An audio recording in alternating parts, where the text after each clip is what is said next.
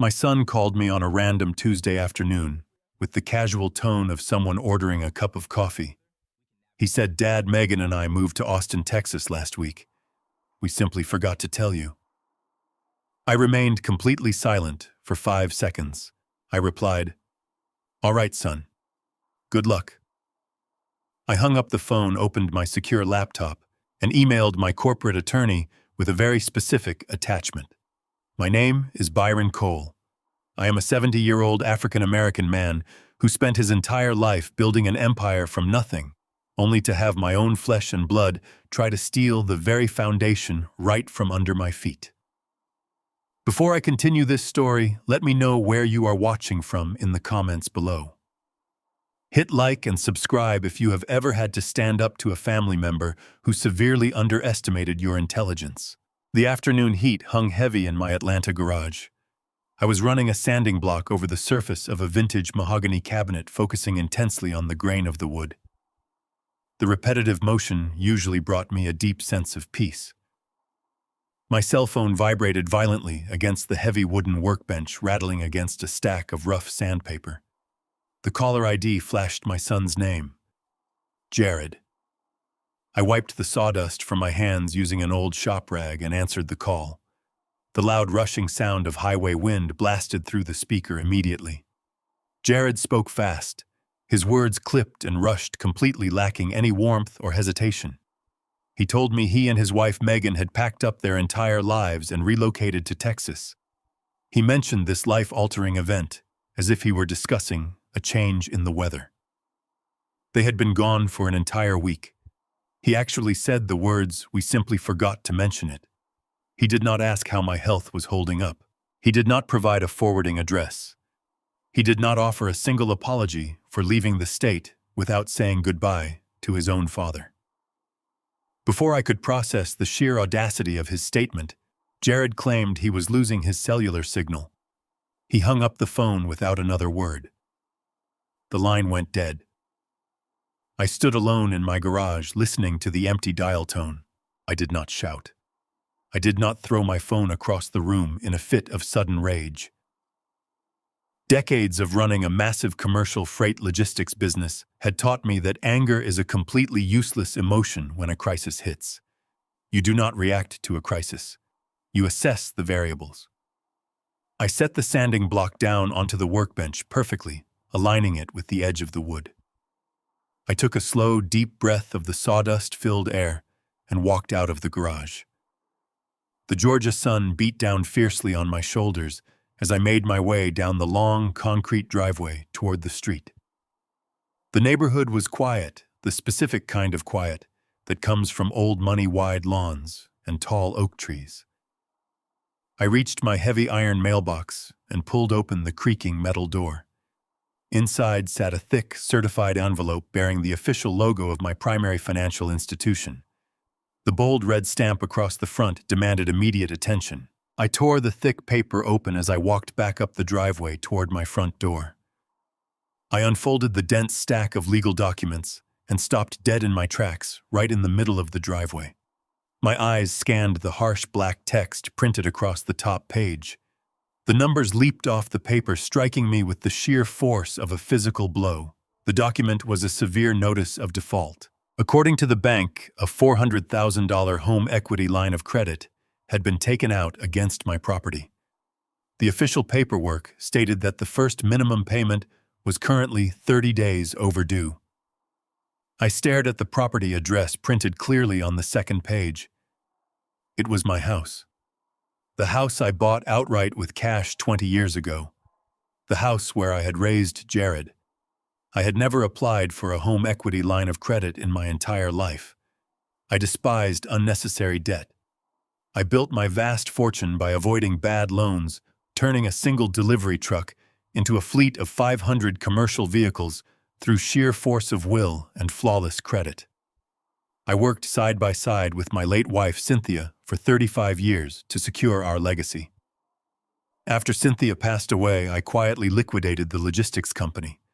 I hid my immense liquid wealth inside an ironclad corporate trust to force Jared to build his own legacy through hard work. I wanted to test his character. Jared catastrophically failed the test. Yet there it was in undeniable print. Someone had walked into a local bank branch, leveraged the equity of my fully paid-off estate, and walked away with nearly $500,000. I flipped to the final signature page of the loan agreement. My name was signed at the bottom in blue ink. It was a flawless forgery. Every loop and slant mimicked my exact handwriting with terrifying accuracy.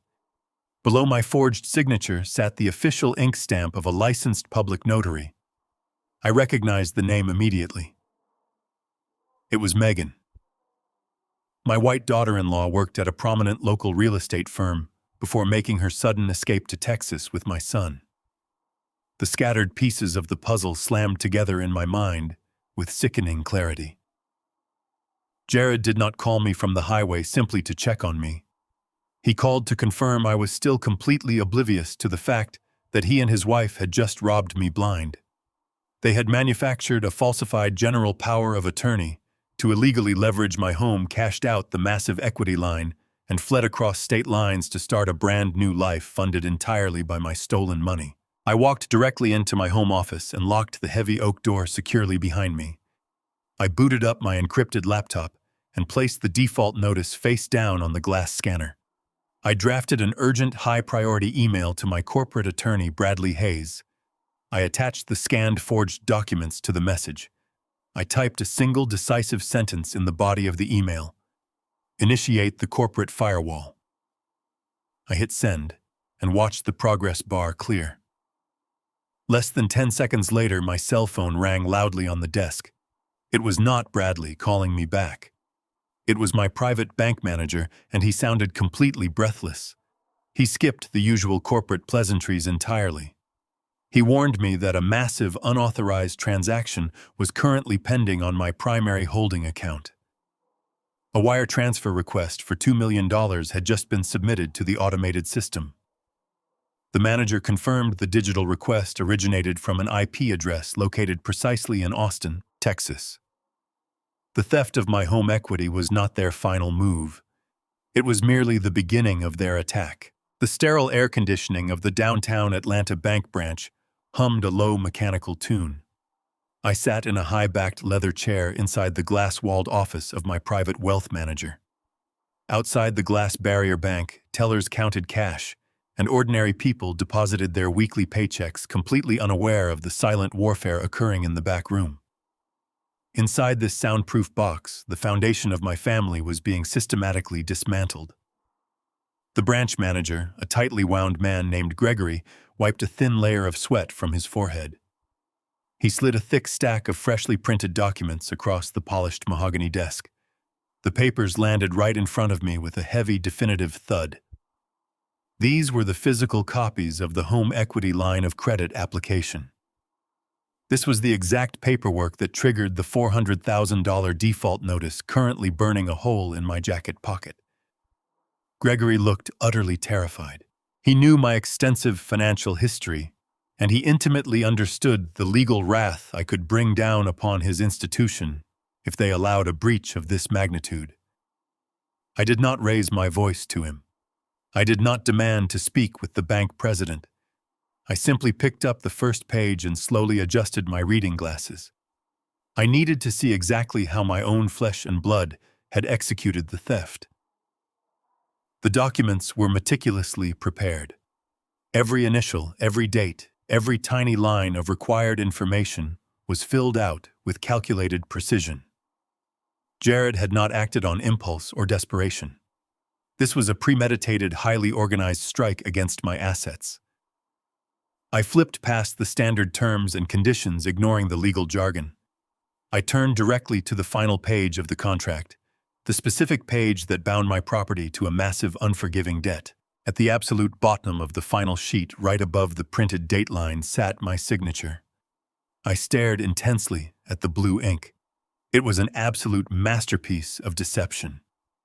The capital B had the exact sharp, aggressive angle I always used when signing checks, and the tail of the C trailed off with the precise, minimal pressure I applied to my pen. Anyone looking at this legal document would swear under oath that Byron Cole had willingly signed his house away to the bank. But I knew the truth. Jared had spent decades watching me sign freight manifests, delivery contracts, and corporate tax forms. He had weaponized his lifelong proximity to me. Below my flawlessly forged name sat an even more damning piece of evidence. A circular raised emblem was pressed firmly into the thick paper. It was an official state notary stamp. I leaned in closer to read the name embossed within the outer circle. The stamp belonged to Megan. My white daughter-in-law had worked as a closing coordinator at a mid-sized commercial real estate firm in Midtown Atlanta before her sudden departure to Texas. She had legal access to official state seals and intimately understood the required paperwork for property leveraging. Jared did not act alone in this theft. They were fully committed co-conspirators. He provided the perfect visual forgery of my handwriting, and she provided the crucial legal authentication required to bypass the bank's strict security protocols. Gregory cleared his throat, pointing a shaking finger at an attached addendum stapled to the back of the contract. He explained that the loan was initiated online but finalized using a general power of attorney. I turned to the addendum. Jared had drafted a legally binding document granting himself total, unrestricted control over my financial decisions. The falsified power of attorney explicitly claimed I was of rapidly failing mental capacity and required my son to manage my estate on my behalf. Megan had notarized that fraudulent document as well. They used her professional real estate credentials to build a phantom reality where I was an incompetent invalid and Jared was my designated legal guardian. They handed this meticulously fabricated reality to the bank underwriters, extracted $400,000 of my home equity, and transferred the funds to a newly created joint account in Austin. They built their lavish new Texas life entirely on the stolen bricks of my home. I set the papers back onto the mahogany desk, aligning the edges perfectly. I did not act surprised or devastated. Gregory watched me closely, expecting the typical screaming outrage of a defrauded client, but I only felt a cold, familiar clarity settling over my mind. I spent 35 grueling years navigating the cutthroat world of commercial freight logistics. I started with a single rusted delivery truck and built a massive empire that moved valuable goods across the entire eastern seaboard. I fought off ruthless corporate competitors, survived devastating economic crashes, and outsmarted industry sharks who tried to bankrupt me. I knew exactly how to handle enemies. I just never expected my ultimate enemy to be the boy I raised in my own house. When my wife Cynthia passed away 5 years ago, the crushing grief shifted my entire perspective on wealth. I quietly and systematically liquidated my logistics company. I placed the vast, staggering sum of my liquid wealth into an ironclad corporate trust. I deliberately maintained the outward appearance of a comfortable but modest retirement. I drove an older truck. I restored vintage furniture in my garage. I actively hid my immense wealth to force Jared to carve his own path. I wanted him to build his own legacy through sweat, struggle, and determination, exactly as Cynthia and I had done. I gave him the ultimate gift of a clean slate. Jared chose theft instead. The heavy glass door of the office swung open abruptly, shattering the tense silence of the room. My corporate attorney, Bradley Hayes, strode into the office. Bradley was a sharp, meticulous legal strategist who personally handled the complex architecture of my trust fund. He did not bother with pleasantries or formal handshakes. He walked directly to the desk and dropped a new bright red folder right on top of the forged bank documents. Bradley looked at Gregory and instructed him to leave the office immediately to ensure total attorney and client privilege. Gregory scurried out without a word, closing the heavy glass door tightly behind him. Bradley took the empty leather seat next to mine. He unbuttoned his suit jacket, tapped the top of the red folder, and looked me dead in the eye. He stated that the $2 million wire transfer attempt we blocked earlier was just the surface of the threat. While digging into the fraudulent power of attorney, Bradley had run a comprehensive, expedited sweep of Jared's recent financial activities across all state and federal databases. Jared was not just trying to steal my cash and leverage my property. Bradley opened the red folder and slid a freshly printed insurance contract across the table toward me. Last month, using the exact same falsified general power of attorney and Megan's fraudulent notary stamp, Jared had taken out a massive life insurance policy on my life. The active coverage amount was exactly $1.5 million. I scanned the beneficiary designation printed in bold black letters. Jared had named himself as the sole uncontested recipient of the massive payout. He had secretly insured my life for an absolute fortune, without my consent. A son does not secretly insure his healthy father's life for $1.5 million unless he actively anticipates a sudden and highly profitable death. I booked the earliest direct flight from Atlanta to Austin the following morning. I carried a single leather briefcase containing my laptop and a change of clothes. I did not call Jared to demand an explanation. I did not leave a voicemail expressing my profound disappointment. Confrontation without leverage is just a tantrum, and I never built my company by showing my hand prematurely. Upon landing in Texas, I bypassed the luxury rental counters and secured an unassuming gray sedan. It was the perfect vehicle for blending into the background. I plugged the address from the flagged wire transfer attempt into the GPS. The route took me away from the bustling city center and deep into the sprawling, affluent suburbs nestled in the Texas hill country. My grip on the steering wheel remained steady. I felt a cold detachment replacing the initial shock of the betrayal. I drove past towering limestone walls and entered a newly developed gated community. The security gate was propped open for a steady stream of incoming traffic, allowing me to slip inside unnoticed. The neighborhood was a pristine collection of modern architecture and flawless landscaping. I navigated the winding streets until the GPS announced my arrival. I pulled the sedan over to the curb, killed the engine, and stared through the windshield. The reality of my son's theft was no longer just ink on a bank document. It was made of stone glass and manicured grass towering right in front of me. I adjusted the rearview mirror to ensure my face remained shadowed. Decades of managing cross-country freight lines taught me the value of observing a loading dock before making my presence known. This was no different. I was conducting a personal audit of the enemy's headquarters. The heat of the Texas afternoon radiated off the asphalt, but inside the car, the air conditioning kept me perfectly chilled.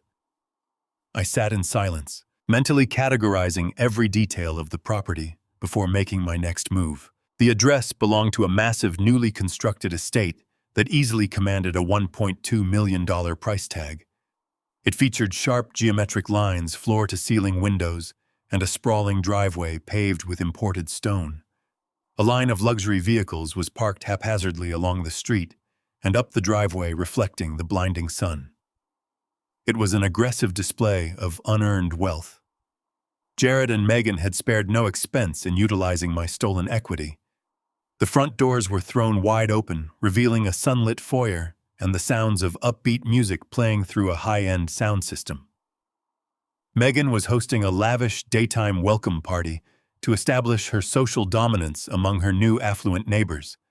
She stood on the expansive front patio surrounded by a group of well-dressed women holding crystal wine glasses.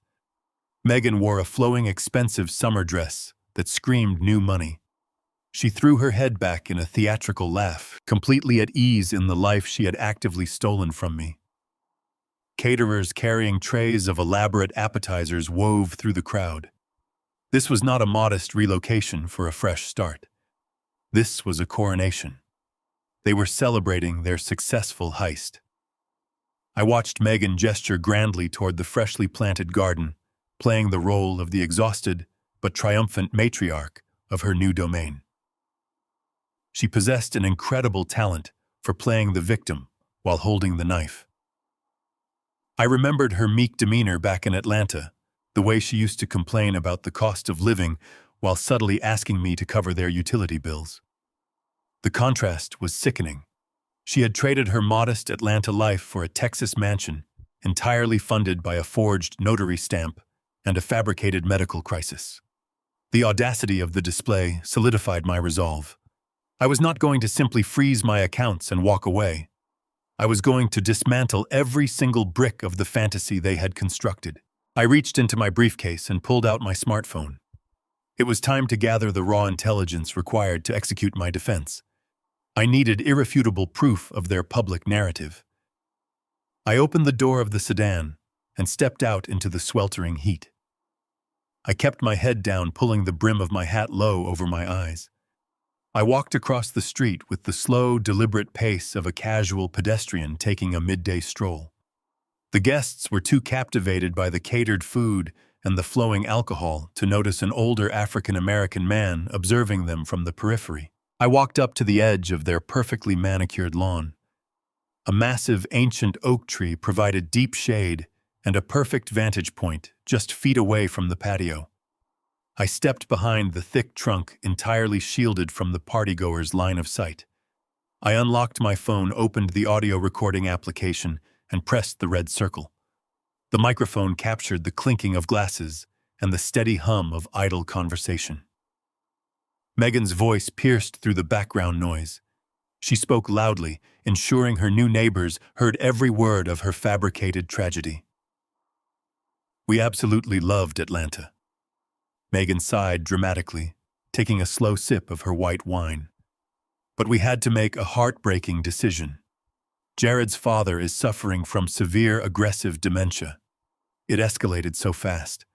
I held the phone perfectly still. My blood ran cold at the effortless delivery of the lie. The surrounding women offered synchronized gasps of sympathy. Megan placed a hand over her heart, leaning into the role of the burdened caregiver.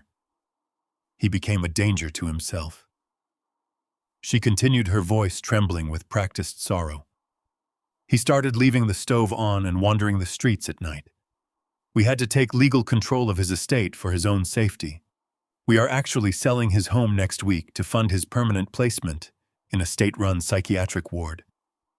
It is the only way to ensure he gets the around-the-clock lockdown care he desperately needs. She took another sip of wine, basking in the pity of her audience. She was narrating my premature funeral while spending my money. They were not just stealing my finances. They were systematically erasing my dignity, legally, categorizing me as an incompetent ward of the state to justify the sudden liquidation of my lifelong assets. I tapped the screen and saved the audio file directly to my secure cloud server. The recording was a flawless confession of their intent. It provided the exact motive I needed to demonstrate their malicious premeditation in a court of law. I slipped the phone back into my pocket, ready to return to my vehicle. Before I could step away from the oak tree, the heavy wooden front door swung open. Jared stepped out onto the patio. He was not carrying a drink. He was not smiling at the guests. He looked frantic. He completely ignored the party and marched directly toward the far side of the driveway. Two men stood waiting by a dark, heavily tinted SUV. They did not belong at a neighborhood brunch.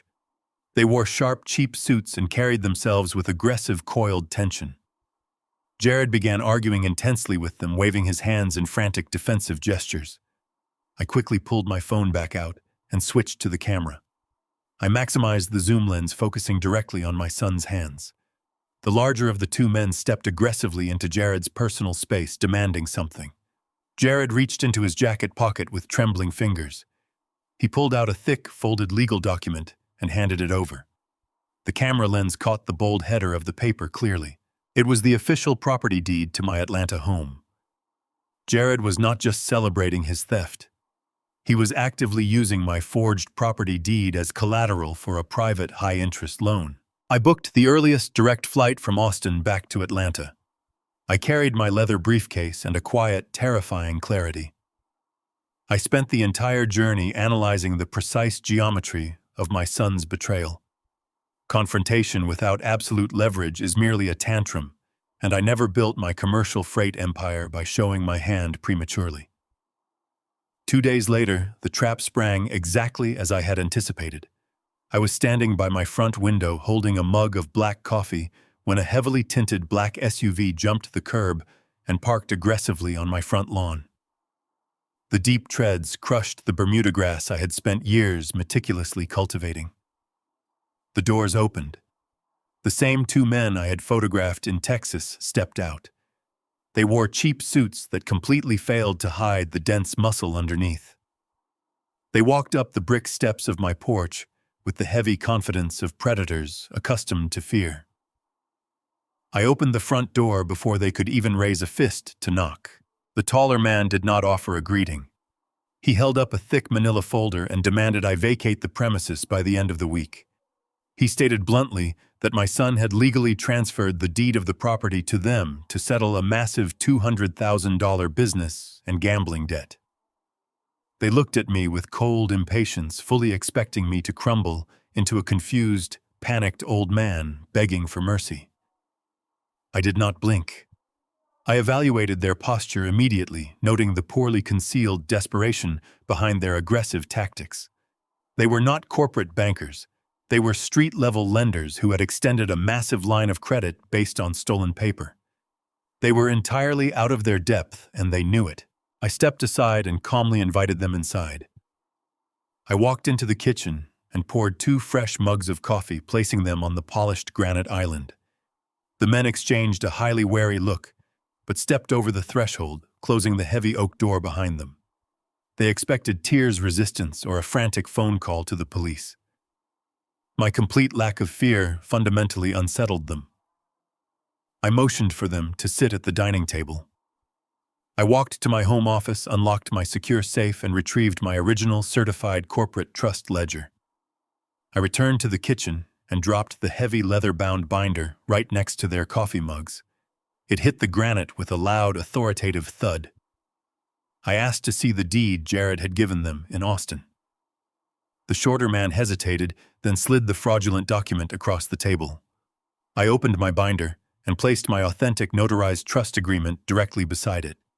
I pointed to the primary ownership clause. I explained that 35 years of building a commercial freight logistics firm had taught me exactly how to protect my assets from every conceivable angle, including from my own family.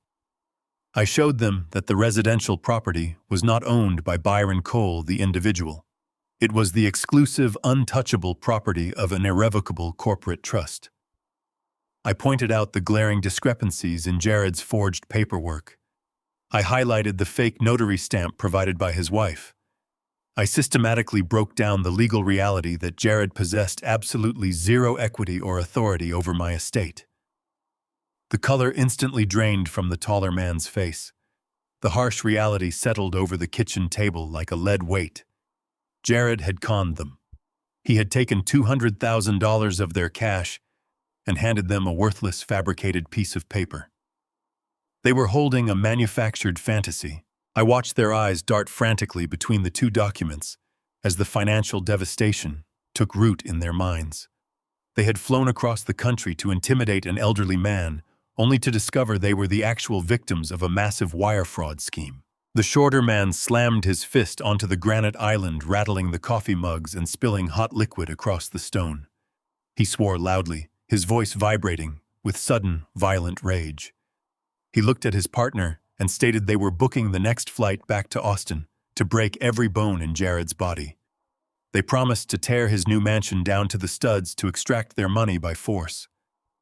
I raised my hand, silencing the room with a sharp, commanding gesture. I told them physical violence was a terrible return on investment. If they put my son in a hospital, they would never see a single dime of their $200,000. I offered them a highly profitable alternative. I proposed a strict strategic alliance. I possessed the liquid capital to cover every cent Jared had stolen from them, plus a substantial penalty fee for their trouble. But my money came with absolute conditions. They had to follow my exact legal instructions without deviation. They had to stop acting like street thugs and start acting like corporate collection agents. I needed them to corner Jared financially and legally, creating a flawless trap he could not possibly escape. I laid out the precise architecture of the ambush. They would play their part exactly as scripted, and I would ensure their ledgers were perfectly balanced. The men listened closely, their initial fury slowly replaced by calculated greed. They agreed to my terms immediately, recognizing that an alliance with a seasoned logistics millionaire was far more lucrative than a violent vendetta. We shook hands, cementing the contract. As the two men stepped away from the kitchen island to finalize our agreement, my cell phone lit up brightly on the counter. The caller ID displayed Jared's name. I motioned for the men to remain absolutely silent. I answered the call and put the audio on speakerphone, letting the sound echo in the quiet room. Jared did not bother with a casual greeting. His voice was high-pitched, vibrating with raw, unadulterated panic.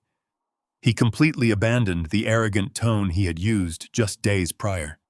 He stammered through a desperate, fabricated excuse, claiming there was a massive banking error in the Texas branch. He begged me for a small emergency cash loan just to get through the week. He frantically admitted that every single one of his credit cards was suddenly declining. Across Austin, his accounts were completely locked, and he had no access to any funds. The financial starvation I had quietly orchestrated with my attorney was already taking its brutal effect. The oxygen line had been completely severed. The trap was closing perfectly. The ambient hum of downtown Atlanta traffic filtered through the thick, soundproofed glass of Bradley Hayes' corner office.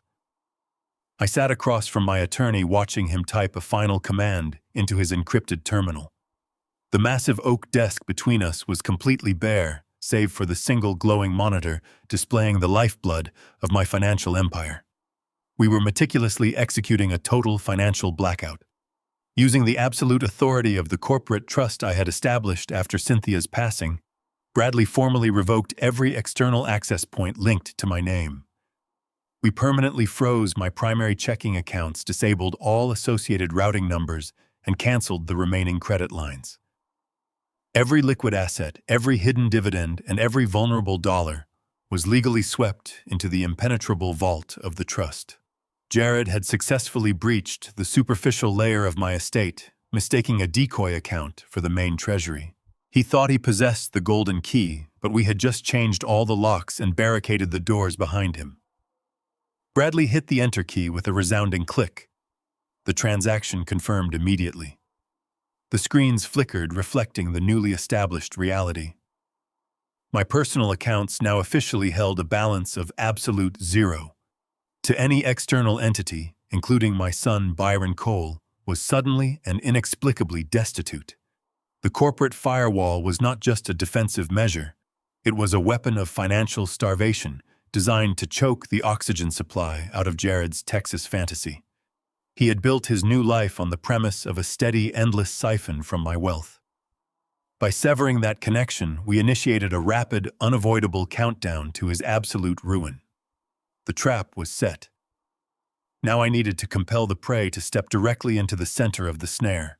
I pulled my cell phone from my jacket pocket and stared at the dark screen. The previous call from Jared had ended with his frantic pleas for an emergency loan, a desperate attempt to patch the sudden holes in his stolen lifestyle. It was time to return his call and deliver the final push. I cleared my throat, forcing a slight, pathetic tremor into my voice.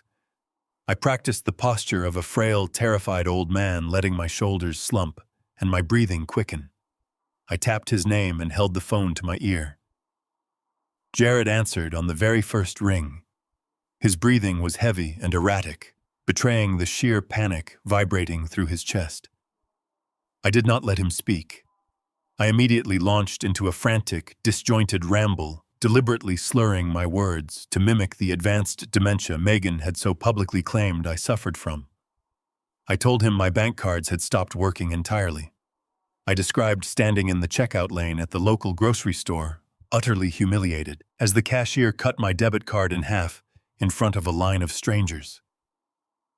I explained that a man from the bank's fraud department called to tell me my entire identity had been stolen. I played the role of a confused, terrified victim to absolute perfection. I begged Jared to tell me what was happening, asking if he could wire me $50 just so I could buy food for the week. The line fell dead silent. The psychological weight of my performance hit Jared with the force of a swinging wrecking ball. He was not just listening to his father complain about a banking error. He was listening to the sound of his stolen golden goose dying. He realized instantly that his fraudulent general power of attorney was now completely useless. A power of attorney grants access to existing funds, but it cannot magically print money from an empty account. The bank had locked the vault, and his infinite supply of wealth was completely gone. The Texas mega mansion, the luxury cars, the lavish parties, they all required constant massive influxes of cash to maintain. Without my accounts to siphon from, the structural integrity of his entire scheme began to rapidly collapse. He swallowed hard, his breath catching audibly in his throat. I kept pressing the attack, whimpering about the unpaid electric bill and the deep, irrational fear of losing the house to the bank. I fed him the exact narrative he needed to hear, to believe his father was hopelessly broken and entirely vulnerable. Jared's initial panic rapidly transmuted into a cold, vicious anger. The fragile facade of the worried son shattered completely. He did not offer comforting words. He did not suggest I contact the police to report the identity theft. Instead, his voice dropped to a harsh, commanding register.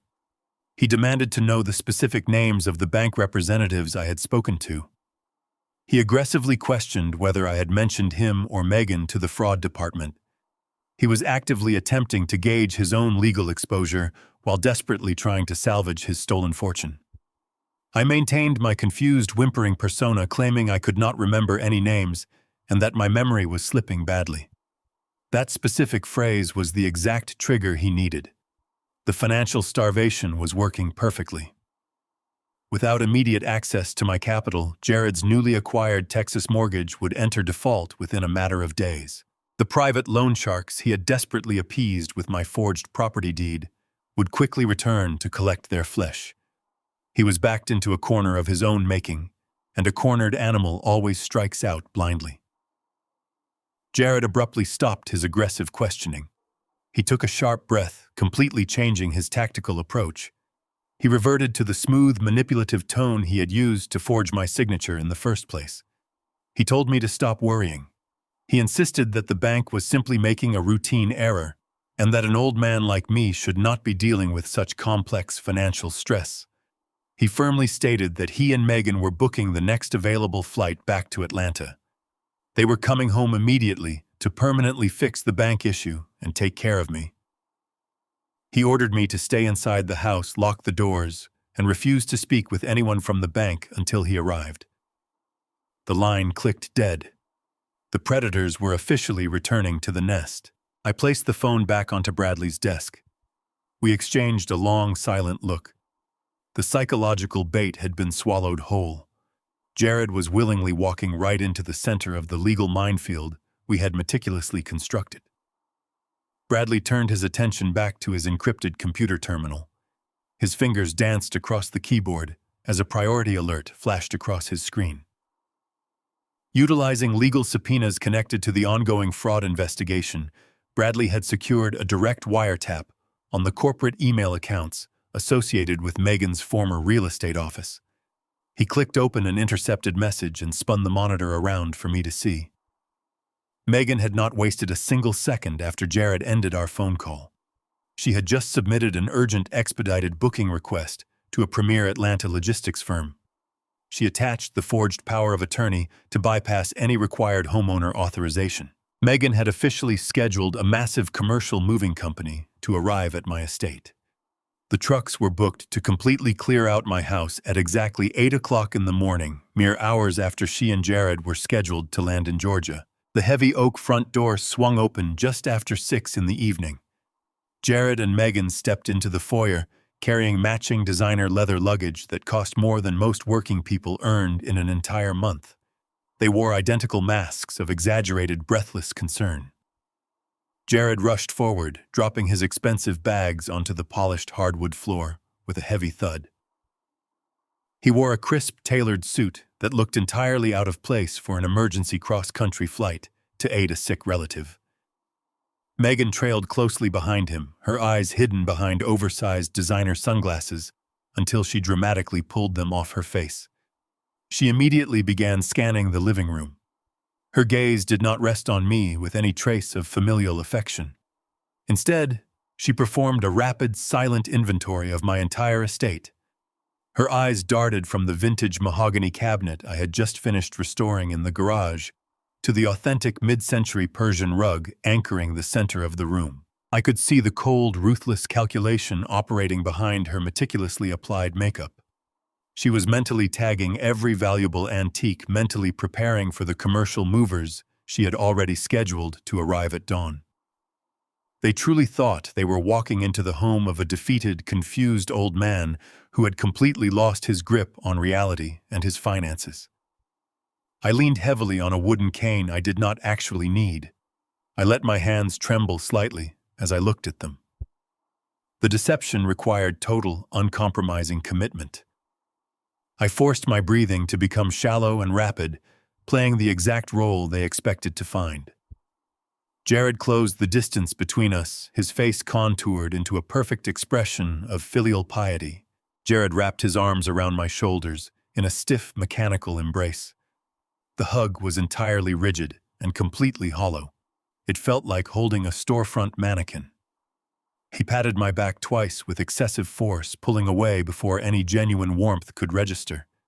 He did not ask if I had eaten or if I was feeling physically well. He immediately reached into his tailored suit jacket and produced a thick stack of stapled documents. He pushed them toward my chest with aggressive urgency. He claimed these were priority bank authorization forms required to instantly unfreeze my accounts and clear up the identity theft mess. He spoke rapidly, using complex financial jargon designed to overwhelm and confuse a declining mind. He told me the bank managers in Texas were waiting on standby for these exact signatures to release the emergency holds. He pressed an expensive silver pen directly into my palm, practically forcing my fingers to close around the cool metal. He instructed me to sign the bottom of every page marked with a red tab. I looked down at the dense text. They were not bank authorization forms. They were irrevocable asset transfer agreements and full surrender documents disguised under corporate letterheads. I let the silver pen slip from my fingers. It clattered loudly against the hardwood floor. I blinked rapidly, rubbing my eyes with the back of my hand. I told Jared the overhead lights were causing a terrible glare and that my vision had grown incredibly blurry over the past 48 hours. I manufactured a long, painful sigh, claiming the stress of the bank freezing my money had triggered a severe migraine. I handed the stack of documents back to him, ignoring his immediate flash of absolute rage. I stated firmly that I would be able to read the small print much better in the morning light, after a full night of rest. Jared's jaw clenched so tightly I could hear his teeth grinding together. He looked at Megan, pure panic breaking through his carefully constructed mask. He knew every passing hour brought his Texas mortgage closer to catastrophic default. He desperately needed my signature right that second, but he also knew pushing a supposedly confused old man too aggressively could trigger resistance. He forced a tight, agonizing smile and placed the papers on the foyer table, promising we would review them over breakfast. Megan quickly stepped forward to break the mounting tension. She offered to cook a comforting, home-cooked meal to settle my nerves. I watched her walk into my kitchen, taking total ownership of the space. She pulled pots and pans from the cabinets with the aggressive familiarity of an incoming landlord. 45 minutes later, she set a plate of roasted chicken and vegetables on the dining table. Before I could pick up a fork, Megan reached into her designer purse. She pulled out a small, clear plastic cup holding 3 distinctively shaped, dull yellow pills. She placed the cup directly beside my water glass. Her smile was incredibly sweet, a flawless imitation of genuine medical concern. She explained that she had consulted with a top-tier neurologist in Austin. She claimed these pills were a highly advanced, incredibly expensive experimental vitamin complex, specifically formulated to halt memory loss and cure sudden confusion. She insisted I take them immediately with my dinner to help my brain recover from the stress of the week. I looked at the dull yellow capsules. I picked up the plastic cup with a violently shaking hand. I brought the pills to my lips and tossed them into my mouth, taking a large, greedy gulp of water. I immediately launched into a harsh, violent coughing fit. I doubled over the dining table, hacking loudly as if the water had gone down the wrong pipe. Megan and Jared watched me with predatory anticipation. Under the cover of my violent coughing, I expertly spat the 3 pills directly into a thick cloth napkin concealed tightly within my left palm.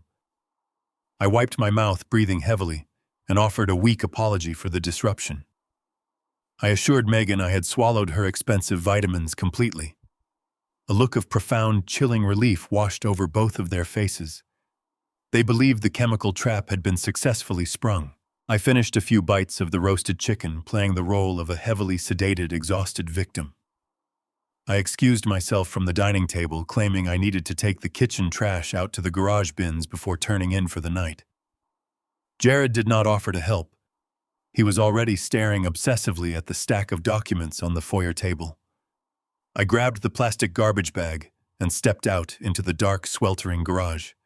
The heavy door clicked shut behind me, sealing me off from their watchful eyes. I did not walk to the trash bins.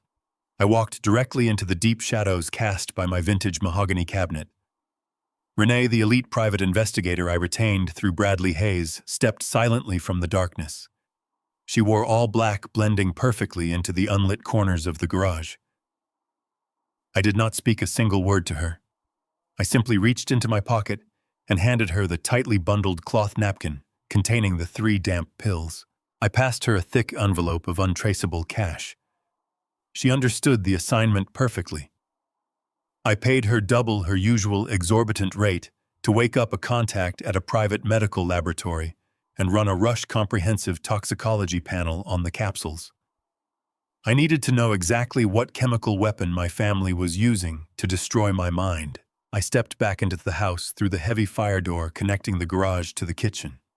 I washed my hands at the sink, letting the warm water run over my skin to wash away the physical tension. I pulled the heavy cast iron roasting pan from the oven. The smell of rosemary and garlic filled the air, providing a domestic comfort that starkly contrasted with the absolute treachery sitting in my dining room. I carried the heavy platter to the table. Jared and Megan sat side by side, their posture overly straight, their eyes tracking my every movement. I picked up the carving knife and began slicing the roast, placing thick, steaming cuts of meat onto their porcelain plates. I did not sit down immediately. I served them with the careful precision of a host tending to honored guests. I finally took my seat at the head of the table. I poured myself a glass of iced water and looked directly at my son. I adopted the mild, inquisitive tone of an aging father, eager to hear about his child's new adventure. I asked them to tell me everything about Austin. I asked about the specific neighborhood they chose. I asked about the intense housing market and the high cost of living. I looked right at Megan and asked how a young couple managed to suddenly afford a massive down payment on a luxury estate within a gated community without liquidating their entire savings or asking for a family loan.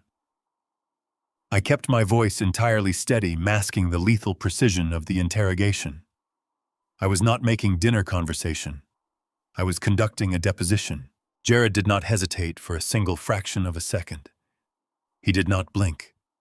He looked at me with an expression of profound, manufactured pride and began to lie flawlessly. He wove a detailed, intricate narrative about his career. He claimed that his logistics firm had suddenly recognized his untapped executive potential and promoted him to regional vice president.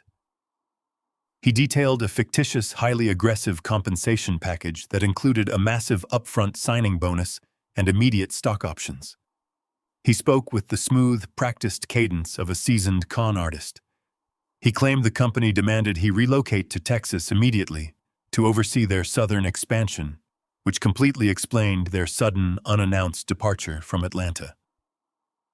Megan seamlessly picked up the thread of the conversation, the exact moment Jared paused to take a bite of his food. She leaned forward, resting her elbows on the mahogany table, and offered a bright, artificial smile. She claimed that her parents were so incredibly thrilled about the promotion that they generously offered to cover the remaining gap in their housing budget. She explicitly stated her father had wired them a massive cash gift to secure the low interest rate on the Texas mega mansion. I slowly cut a piece of the roast and placed it into my mouth. I chewed my food methodically. I nodded my head in slow, rhythmic intervals, presenting the image of a proud, thoroughly convinced father.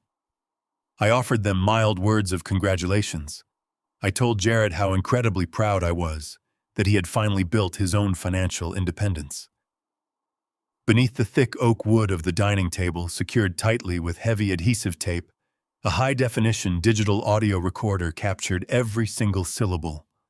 The red recording light blinked steadily in the shadows. Jared and Megan were not merely lying to an old man over a home-cooked meal. They were willingly and permanently cementing their own federal indictments. They were actively constructing a dense, inescapable web of perjury wire fraud and grand larceny directly onto a digital hard drive. I let them talk. I let them dig the hole as deep as their boundless greed would allow. Megan even went as far as describing the expensive imported stone on their new driveway, bragging about the square footage as if she had earned every inch of it. I swallowed my food and offered a warm smile, fully aware that I held the authentic property deed they had used to illegally fund the very driveway she was boasting about. Jared pushed his half-empty plate aside, dismissing the remaining food. His mask of filial warmth vanished, replaced instantly by the cold, frantic urgency of a man drowning in his own financial collapse. He reached across the dining table and grabbed the thick stack of stapled documents he had abandoned in the foyer. He slid the heavy paperwork directly over my placemat, completely covering my dinner. He pulled the expensive silver pen from his inner suit jacket pocket and pressed it firmly against my right palm. He told me the banking delays in Texas were growing critical. He insisted that if I did not sign the authorization forms immediately, my accounts would remain permanently locked by the Federal Fraud Division. He pointed a rigid finger at the bottom line of the top page. I picked up the pen. I lowered my gaze to the documents, no longer feigning blurry vision. I read the stark legal text printed across the corporate letterhead. These papers had absolutely nothing to do with unfreezing a compromised checking account. The top document was a comprehensive, irrevocable surrender of my corporate trust. It transferred total executive control of my entire liquid fortune directly to Jared. The second document was far more sinister. It was a durable medical power of attorney.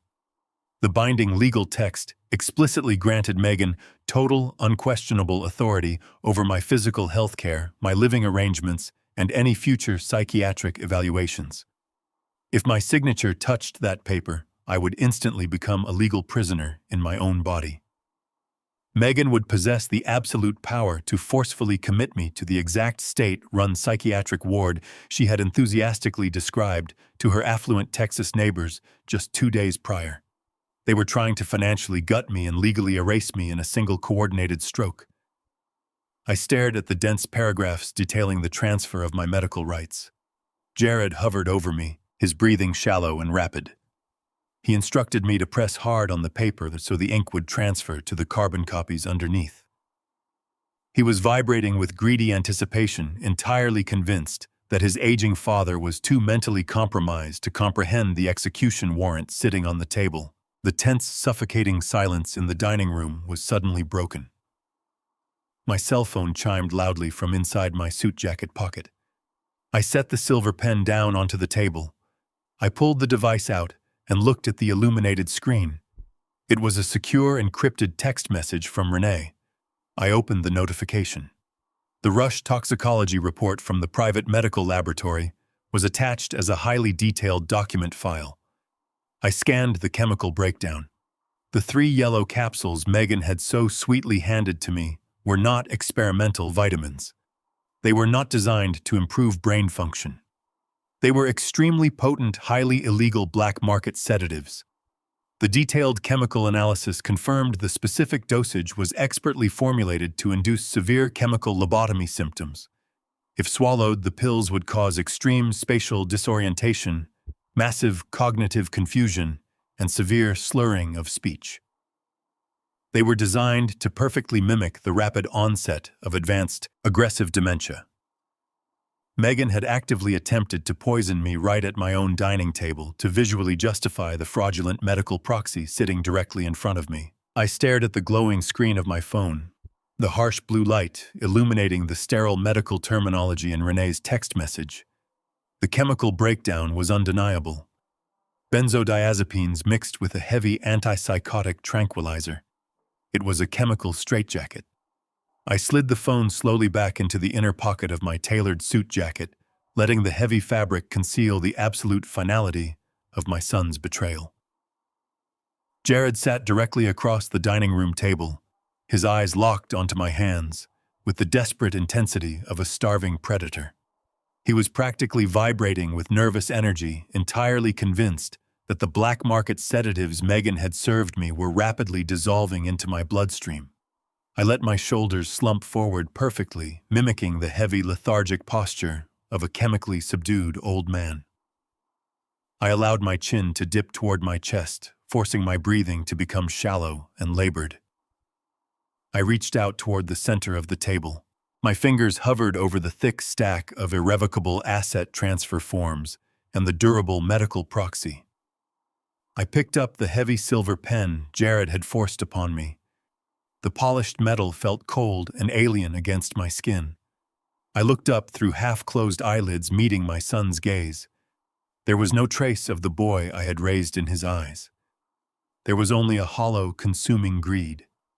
He gave me a tight, encouraging nod, silently urging me to sign away my fortune and my freedom in one devastating stroke. I lowered the tip of the pen to the stark black line at the bottom of the top document.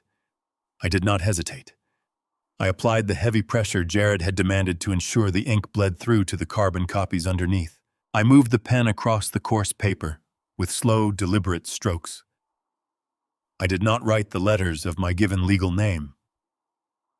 I did not sign Byron Cole. Instead, I carefully and clearly wrote out the name of the golden retriever Cynthia and I had rescued 30 years ago. Barnaby. It was a dog Jared had absolutely despised as a teenager, because taking care of the animal required a sliver of selfless responsibility. I crossed the T that did not belong and dotted the I that did not exist. I maintained the exact aggressive slant and sharp angles of my genuine signature, disguising the wildly incorrect spelling beneath the familiar architecture of my handwriting. I completed the signature on the medical proxy and slowly flipped to the financial surrender form. I repeated the exact same fraudulent process, etching the name of a deceased canine onto a multi-million-dollar corporate transfer document. I let the pen slip from my fingers. It hit the mahogany table with a soft click. Jared did not wait for me to speak. He did not exercise a single ounce of corporate due diligence. He possessed absolutely none of the meticulous patience required to run a successful freight empire.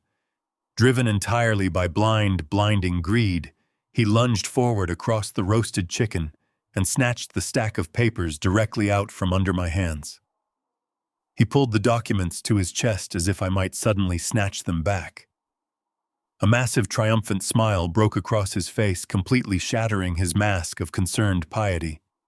His eyes widened as he stared at the wet ink. He was so utterly consumed by the victory of obtaining a signature that he completely failed to read the actual letters written on the page. He saw exactly what his arrogant, entitled mind desperately wanted to see. He believed he had just conquered my entire legacy. He believed he had legally authorized his wife to lock me inside a state-run psychiatric ward. He carefully folded the documents and slid them into the inner pocket of his expensive suit jacket, patting the fabric twice to ensure his stolen fortune was secure. The trap had closed perfectly around his neck, and he was smiling. The absolute second the documents vanished into Jared's pocket, Megan completely dropped her sickeningly sweet caregiver persona. The transformation was instantaneous and chilling. She did not offer me another drop of water. She did not ask if her incredibly expensive experimental vitamins were making me feel better. She immediately pulled her designer smartphone from her purse and unlocked the screen with sharp, aggressive taps of her acrylic nails. The bright light of the screen reflected in her cold eyes, as she rapidly fired off a text message. She did not bother to hide her actions or lower her voice. She loudly confirmed the heavy commercial moving truck for exactly 8 o'clock the following morning. She instructed the dispatch manager to bring extra packing materials for the vintage mahogany cabinet in the garage and the authentic Persian rugs in the living room, explicitly noting their high auction value. She was verbally liquidating my home right in front of my face. Jared stood up from the dining table, adjusting his perfectly tailored cuffs. He looked down at me with an expression of supreme patronizing authority. He told me to go upstairs and pack a very small overnight bag. He explicitly instructed me to only bring comfortable clothes and soft shoes with no shoelaces. He kept his voice artificially calm, masking the sinister reality of his demands. He informed me that he and Megan had arranged for me to be transported to a highly exclusive, secure medical resort first thing in the morning. He claimed the doctors there would provide 24-hour monitoring in a locked ward for my own safety. He delivered the horrifying promise of my permanent imprisonment with the casual tone of a travel agent confirming a weekend getaway. He turned his back on me, walking toward the kitchen to pour himself a celebratory glass of my expensive scotch. I remained seated at the head of the dining table, staring at the empty space where my stolen legacy had just vanished. I did not argue. I did not attempt to stand or defend my property. I simply waited in the suffocating silence of my own dining room. Less than 30 seconds later, the quiet suburban night was violently interrupted. A pair of intensely bright, heavy halogen headlights swept aggressively across the sheer fabric of the living room window, casting long, distorted shadows across the hardwood floor.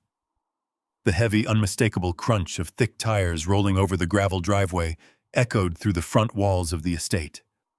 A massive, dark SUV stopped abruptly, positioned with aggressive tactical precision directly behind Jared's rented sedan, completely blocking any possible exit to the street. The engine idled loudly, a low, menacing rumble that vibrated through the glass panes. Megan froze mid-text, her eyes snapping toward the front door.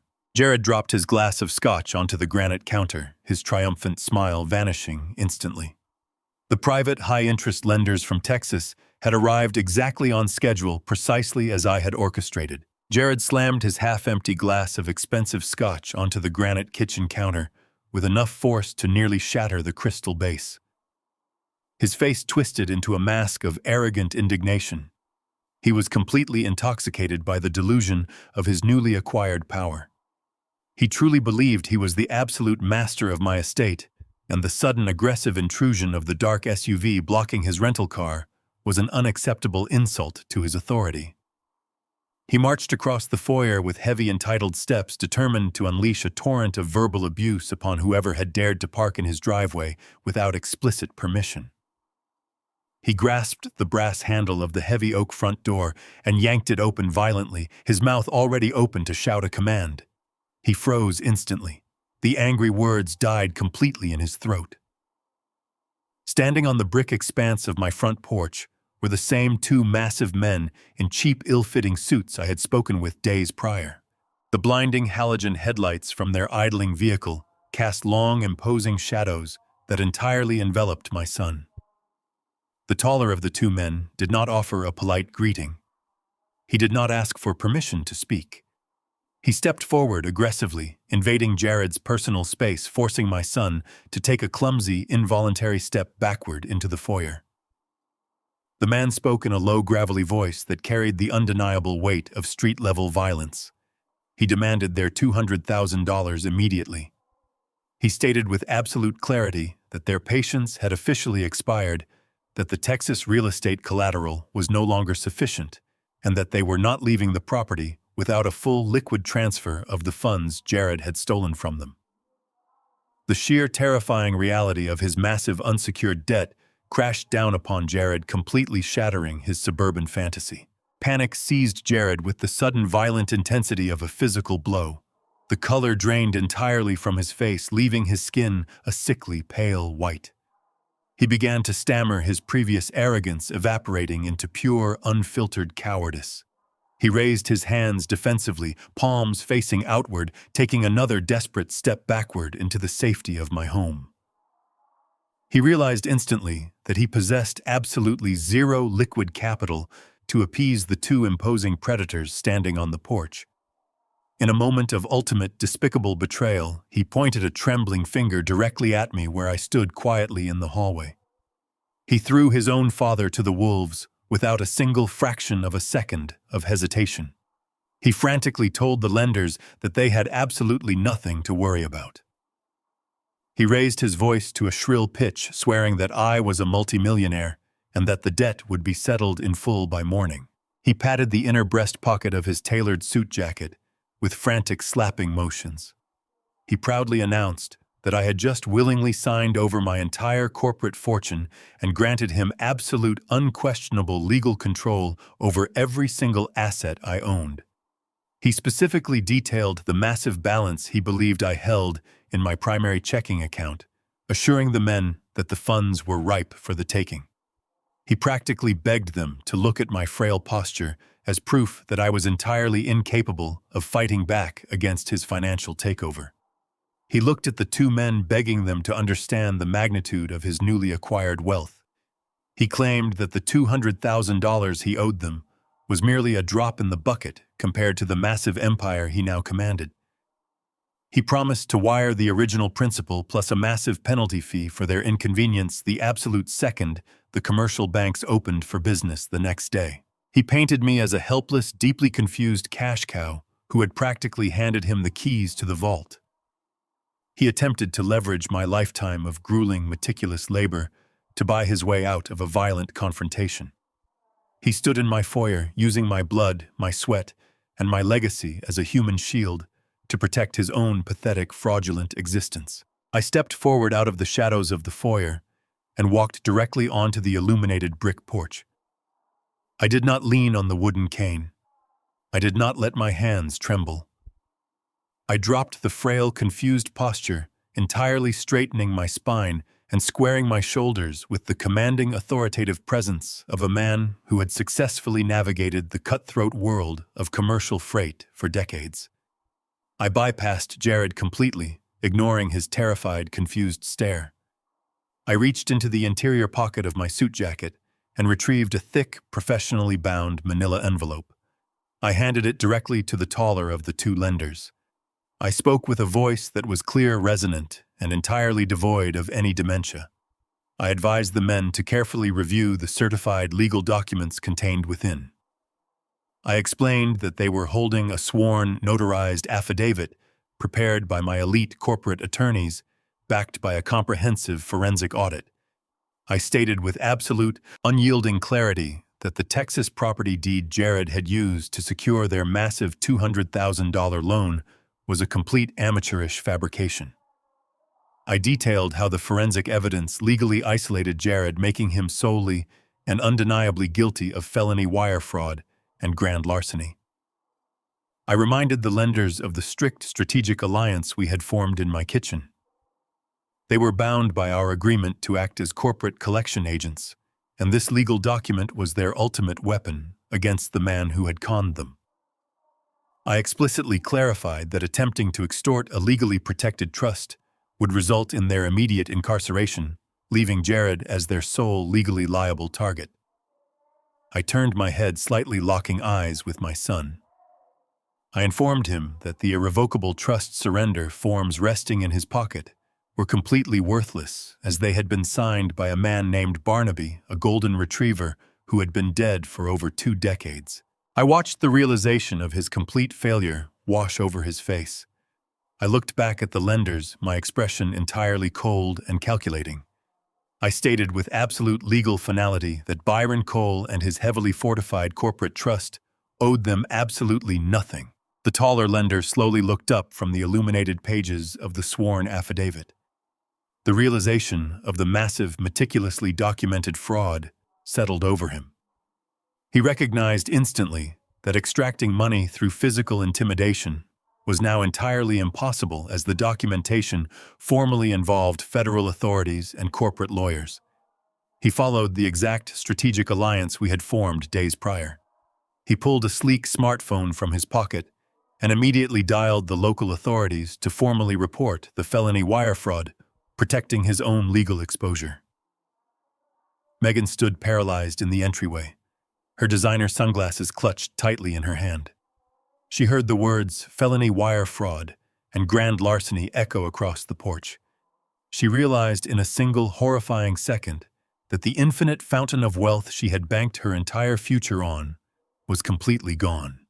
The Texas mansion, the luxury cars, the endless shopping sprees had all instantly evaporated into thin air. Her survival instinct overrode any remaining shred of marital loyalty. She turned on Jared with the speed and ferocity of a striking viper. She pointed an accusing finger directly at his face, her voice rising to a hysterical, piercing scream. She loudly proclaimed to the lenders and the open street that Jared was a master manipulator. She shrieked that he had physically and emotionally forced her to use her official real estate notary stamp to validate the fake property deeds. She desperately attempted to rewrite history, portraying herself as an innocent, terrified victim who had absolutely no part in orchestrating the massive theft. She promised to testify against her husband to secure her own legal immunity, leaving him entirely alone to face the devastating consequences of his actions. The piercing shriek of police sirens shattered the thick humidity of the summer night long before the vehicles appeared. The sound rapidly amplified from a distant wail into a deafening roar that vibrated against the brick exterior of my estate. Brilliant flashes of red and blue light suddenly flooded the street, cutting aggressively through the dark shadows and painting the surrounding houses in frantic strobing colors. 3 heavy Atlanta police cruisers swerved around the corner and aggressively mounted the curb, completely boxing in the dark SUV belonging to the Texas lenders. The heavy doors of the cruisers flung open simultaneously. Uniformed officers spilled out with tactical precision, but they were not leading the charge. Bradley Hayes stepped out from the passenger side of the lead vehicle. He wore a perfectly tailored charcoal suit and carried himself with the absolute icy composure of a man who held total control over the battlefield. He was immediately flanked by 2 plainclothes Atlanta police detectives. The detectives held up their gold badges, their expressions hardened and uncompromising. The 2 massive lenders from Texas immediately recognized the shift in authority.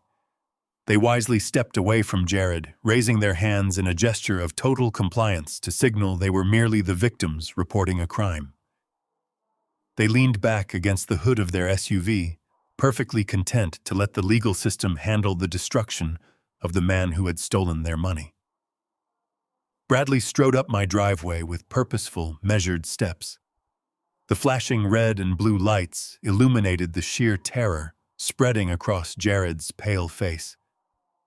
The suburban quiet had transformed instantly into an inescapable federal dragnet, and my son realized he was standing directly at ground zero. Bradley did not walk onto my porch clutching a folder of civil dispute papers. He did not come to negotiate a family settlement or mediate a financial disagreement.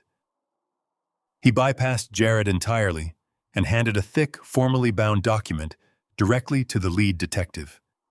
It was a comprehensive, judge-approved arrest warrant, secured by the mountain of forensic evidence we had meticulously gathered. The detective stepped forward, placing a heavy hand squarely on Jared's shoulder. He spun my son around with a swift, practiced motion and slammed him chest first against the hood of the rented sedan. The harsh sound of metal handcuffs ratcheting tightly around Jared's wrists echoed across the driveway. Jared thrashed against the cold metal, desperately attempting to explain that this was a massive misunderstanding between a father and son. He begged the officers to listen, claiming it was simply an internal estate management issue. The detectives ignored his frantic pleas entirely. A female officer moved aggressively toward Megan, grabbing her wrists and pulling them behind her back. Megan abandoned her vicious betrayal of her husband and instantly reverted to her helpless, charming victim persona. She wept loudly, batting her eyelashes and begging the officers to realize she was being framed. They locked her in cuffs without a single word of sympathy. Bradley stepped to the edge of the porch and read the formal charges loudly enough for the entire neighborhood to hear. He announced that Jared and Megan Cole were officially detained on multiple felony counts of elder financial abuse, massive interstate real estate fraud, and the federal crime of forging a professional notary seal to facilitate grand larceny. The absolute reality of a decades-long prison sentence crashed down upon them. Jared's designer suit crumpled against the hood of his car, while Megan's expensive heels scraped uselessly against the concrete driveway. Standard police protocol demanded a thorough physical search of the suspects before they could be secured inside the armored back seat of a patrol cruiser. The lead detective grabbed Megan's oversized designer purse from the hood of the sedan. The instant his hand touched the leather strap, Megan's performance of innocent victimhood vanished. Her eyes widened into saucers of pure, unadulterated terror.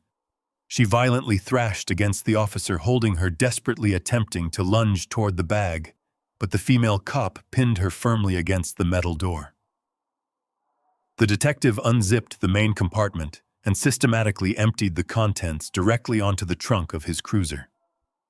Expensive cosmetics, a thick wad of stolen cash, and a heavy ring of keys scattered across the paint. He sifted through the items until his gloved hand paused.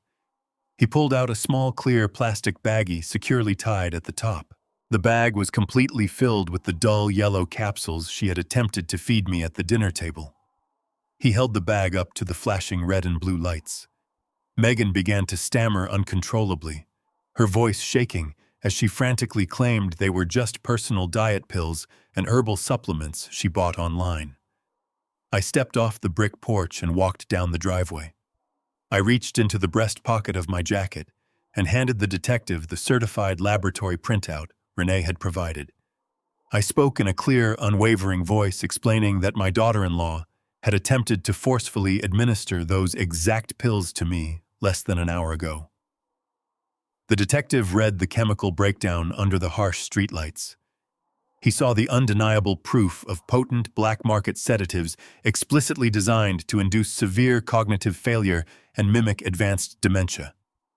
He looked at Megan with profound disgust. He announced that her charges had just exponentially escalated to include attempted poisoning and severe reckless endangerment. The heavy steel doors of the federal penitentiary were practically swinging shut in front of Megan's face. She realized the stolen Texas mansion, the luxury cars, and her entire fraudulent lifestyle were gone forever, replaced by the grim certainty of a concrete cell. Backed against the flashing police cruiser with her hands bound in steel, she resorted to the absolute final, most desperate manipulation she possessed. She purposefully let her knees buckle, sagging heavily against the car door as her breathing became ragged and violently sharp.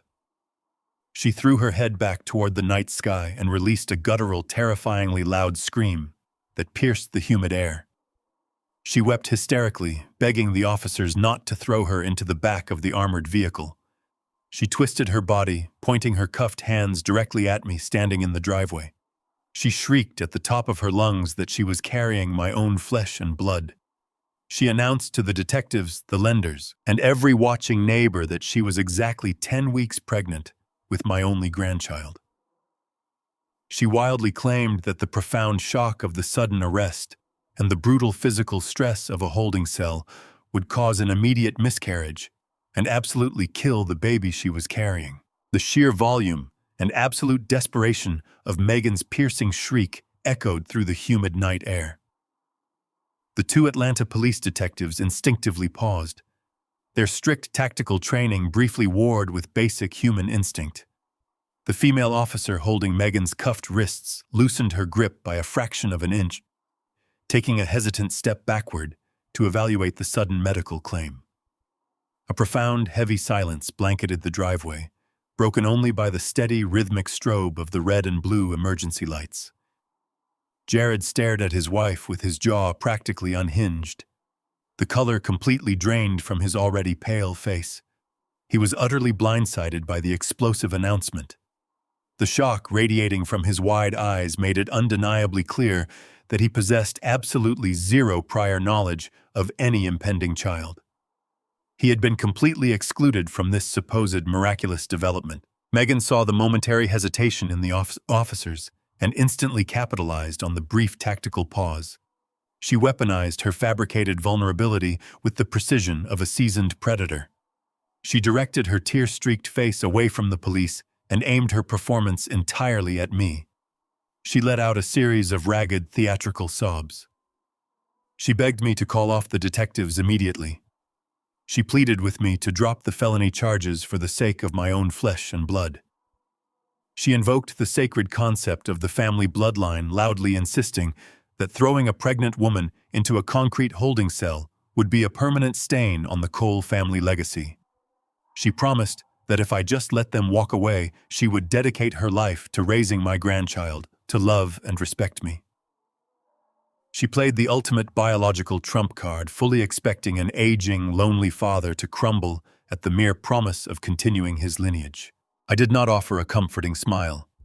I did not wave off the heavily armed detectives standing in my driveway. I simply adjusted my suit jacket and walked calmly down the remaining brick steps of my front porch.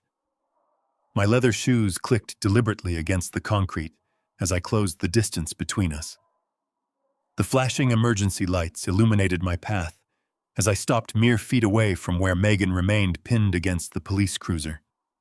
I reached into the deep inner breast pocket of my tailored jacket. I bypassed my leather wallet and retrieved a single neatly folded sheet of heavy stock white paper. Renee, my elite private investigator, was famously thorough in her methods. When I had initially instructed her to run a comprehensive background check on Megan's official real estate notary license, Renee did not stop at mere professional credentials or basic civil records. She had systematically excavated every single facet of my daughter-in-law's highly guarded personal history, leaving no stone unturned in her pursuit of the absolute truth. I unfolded the document with slow, agonizing deliberation, ensuring the tension in the air stretched to its absolute breaking point. I held the crisp paper up to the harsh glare of the halogen streetlights. I looked directly into Megan's tear-filled eyes, watching her confident facade begin to fracture. I did not raise my voice, but I spoke with a cold, resonant clarity that carried easily to every single person standing in the driveway. I announced that I was holding a verified, legally obtained medical history report from a private surgical clinic located in downtown Atlanta. I read the stark, undeniable facts printed on the page aloud for the public record.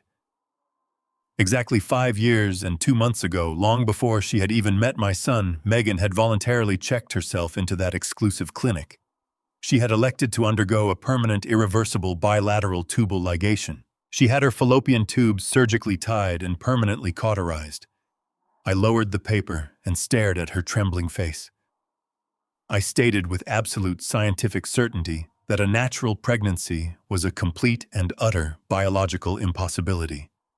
The child she was hysterically using as a human shield against a federal indictment simply did not exist. It was nothing more than a desperate, fabricated ghost conjured at the last possible second to escape a concrete prison cell. The immediate aftermath of my revelation hit the driveway like a physical shockwave. The brief spark of professional sympathy that had softened the police officers vanished instantly. The female detective's grip hardened like a steel vise around Megan's handcuffed wrists, forcibly pushing her shoulders flat against the cold metal of the patrol car. The officers realized they had just been blatantly manipulated by a seasoned con artist attempting to exploit their basic human decency. They treated her with the rough, uncompromising severity reserved for highly dangerous felons.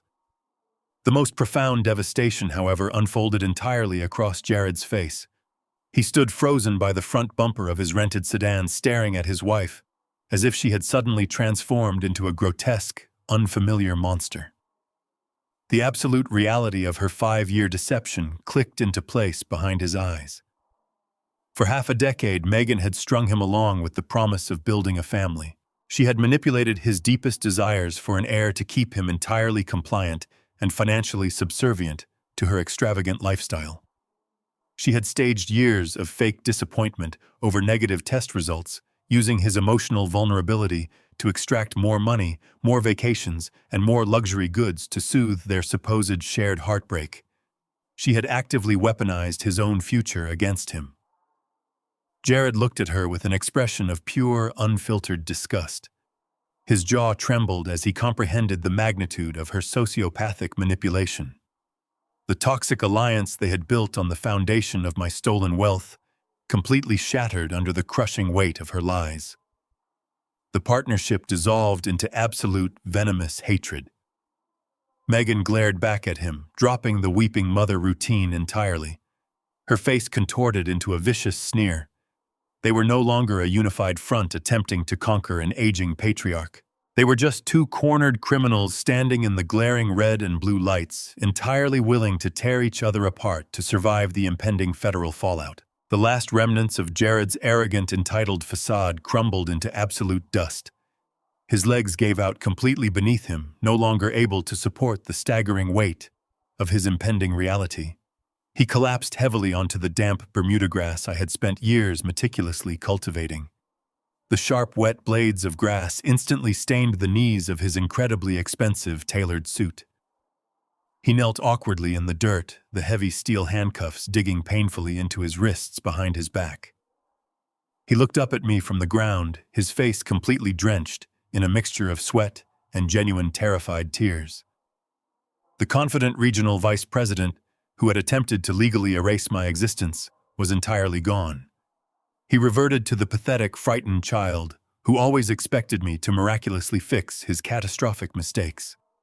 His voice broke into a high, ragged sob that echoed over the idling engines of the police cruisers. He begged me to call my elite attorneys immediately. He pleaded with me to leverage my massive corporate wealth to post his bail and shield him from the brutal nightmare of federal prison. He promised he would spend the rest of his life working in my warehouses to repay every single cent he had stolen. I looked down at the pathetic figure weeping on my ruined grass. Jared gripped the meticulously manicured Bermuda grass with his steel-bound hands, his expensive suit soaking up the damp earth. He begged for salvation with the terrified fervor of a child, expecting his father to magically erase his catastrophic mistakes. I did not reach down to comfort him. I did not offer a single word of paternal reassurance. Instead, I straightened my posture, towering over his kneeling form, and delivered the precise mechanics of his absolute ruin. I wanted him to understand that his defeat was not an accident, but a carefully engineered demolition. I told him that while he was busy forging my signature on fraudulent trust surrenders in my dining room, the wheels of federal justice were already turning across state lines. I painted a vivid, agonizing picture of exactly what was happening at his heavily guarded, gated community in Austin at that very second. I explained that the illusion of his high society Texas lifestyle was currently being dismantled brick by brick. Local law enforcement officers accompanied by federal agents were not waiting for the morning light. They had descended upon his newly acquired property the exact moment the arrest warrant was executed here in Atlanta. I forced him to visualize the flashing lights, illuminating his massive driveway, the wealthy neighbors peeking through their custom blinds, and the absolute humiliation of his sudden public exposure. I detailed how the authorities were systematically clearing the premises, marching through the grand hallways, the sprawling kitchen, and the lavish bedrooms he had secured with my stolen blood and sweat. He stared up at me, his chest heaving, the reality of my words slowly penetrating the thick fog of his panic. The fortress he thought he had built was completely undefended, and the siege was already in its final devastating stage. I watched his eyes dart frantically, searching the dark driveway for a non-existent loophole. I systematically crushed that final shred of hope. I explained the fatal legal error at the core of his entire scheme.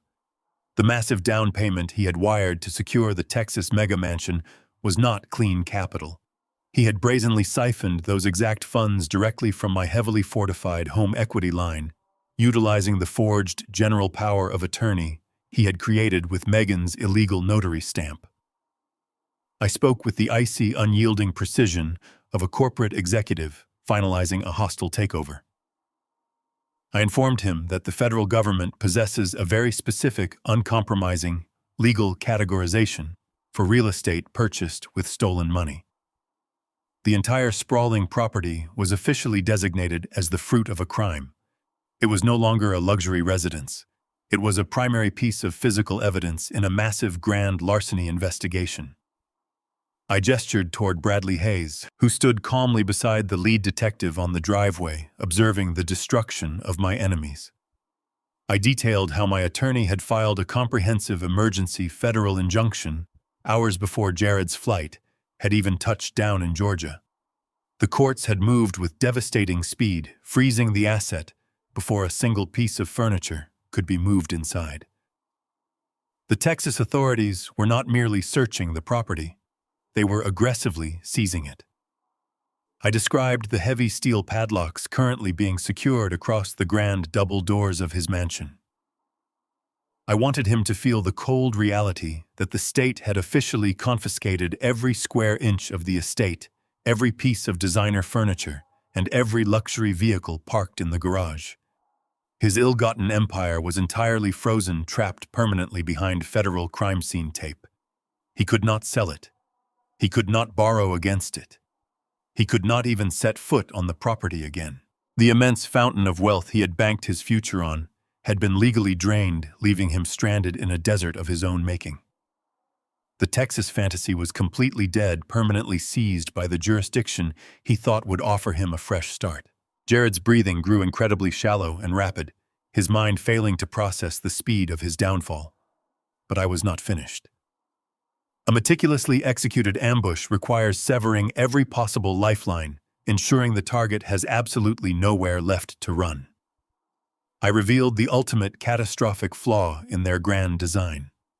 I reminded him of the incredibly arrogant boast Megan had made at my dining room table just an hour prior. She had proudly bragged about the massive financial assistance her parents had provided to secure the ridiculously low interest rate on the estate. They had not simply gifted them a quiet sum of cash to help with moving expenses. Megan's wealthy, status-obsessed parents had legally co-signed the primary mortgage. They had willingly attached their pristine credit and their own extensive financial portfolio to a massive loan built entirely on a foundation of federal wire fraud. I let that agonizing truth hang in the humid night air. With the property officially seized by the government under strict asset forfeiture laws and the primary borrowers currently wearing steel handcuffs on their way to a federal holding cell, the massive multi-million-dollar debt did not magically disappear. The legal burden shifted instantly and entirely onto the co-signers. I explained that Megan's parents were now legally responsible for the entirety of the staggering mortgage. The banks would relentlessly pursue them for the balance, completely liquidating their retirement accounts, seizing their personal properties, and permanently destroying the immaculate high society reputation they had cultivated for decades. They were financially ruined, permanently serving as collateral damage in their daughter's sociopathic pursuit of unearned wealth. Jared stared at me, his mind completely breaking under the sheer magnitude of the destruction. He had not just destroyed his own life, he had actively engineered the total financial annihilation of his in-laws. He could not call them for bail money. He could not ask them for a legal defense fund. The dense web of deceit they had woven to trap me had instead ensnared every single person connected to their toxic ambition. The harsh, aggressive slam of a heavy metal door shattered the quiet tension of the driveway. I turned my gaze toward the flashing red and blue lights. 2 robust police officers were physically forcing Megan into the dark, caged back seat of a patrol cruiser. She violently fought against their grip, her carefully curated elegance completely replaced by feral, unhinged rage. She twisted her body, screaming vicious, venomous obscenities directly at me over the roof of the police car. Her voice cracked with pure hatred as the officers firmly shoved her inside and slammed the heavy door, instantly muffling her hysterical threats. I looked back down at the damp earth. Jared remained on his knees, physically unable to stand. He was sobbing uncontrollably, his shoulders shaking with the profound, devastating realization of his complete failure. In a single flawlessly executed evening, I had systematically dismantled his stolen finances, exposed the deeply deceitful foundation of his marriage, and legally orchestrated the permanent loss of his freedom. He stared up at the man he had foolishly attempted to discard, finally understanding the terrifying cost of mistaking a father's quiet patience for weakness. Exactly 14 days had passed since the flashing red and blue lights had fractured the humid air of my driveway. I sat motionless in the stark concrete visiting room of the Fulton County Jail. The environment was intentionally designed to strip away every ounce of human dignity. Harsh flickering fluorescent tubes cast a sickly artificial pallor over the chipped linoleum floor. The air smelled of industrial bleach and stale sweat, a constant suffocating reminder of the physical and psychological confinement of the facility. I waited with the absolute unwavering patience of a man who had already secured his total victory. A heavy steel door clanked open on the opposite side of the reinforced smudge-streaked plexiglass partition. A corrections officer escorted my son into the narrow booth. Jared wore a faded, oversized orange jumpsuit that completely swallowed his previously immaculate posture. The transformation was devastating and absolute. The arrogant, entitled regional vice president, who had worn custom-tailored Italian suits and sipped expensive scotch in my kitchen, had completely ceased to exist. In his place sat a broken, terrified shell of a man. Dark, bruised shadows hollowed out the space beneath his bloodshot eyes. His hands trembled violently as he picked up the heavy black plastic receiver from the wall hook. He pressed the receiver to his ear, his breathing ragged and amplified through the static-laced intercom system. He looked completely exhausted, utterly defeated by the brutal, unforgiving reality of the federal justice system. He stared at me through the thick glass, silently pleading for a lifeline, searching my face for any lingering trace of the compliant, easily manipulated father he had so carelessly attempted to destroy. I picked up my own receiver, keeping my expression entirely devoid of sympathy, warmth, or paternal forgiveness. I looked at him not as my flesh and blood, but as the architect of his own spectacular ruin. Jared swallowed hard, desperately attempting to summon the ghosts of a shared past to bridge the impenetrable chasm between us. He leaned closer to the glass, his voice cracking with a manufactured, desperate vulnerability. He brought up the quiet, mist-covered mornings from 3 decades ago. He vividly described the fishing trips we used to take to Lake Sidney Lanier, recalling how I had patiently taught him to bait his first hook and cast his line into the dark water as the sun rose over the pines.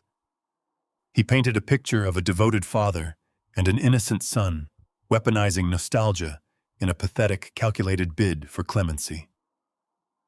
He let a single tear slip down his pale cheek, his voice dropping to a theatrical whisper as he asked how a father could possibly let his only son rot in a sterile concrete cage. He demanded to know how I could sleep at night, knowing my bloodline was locked away behind razor wire and steel bars.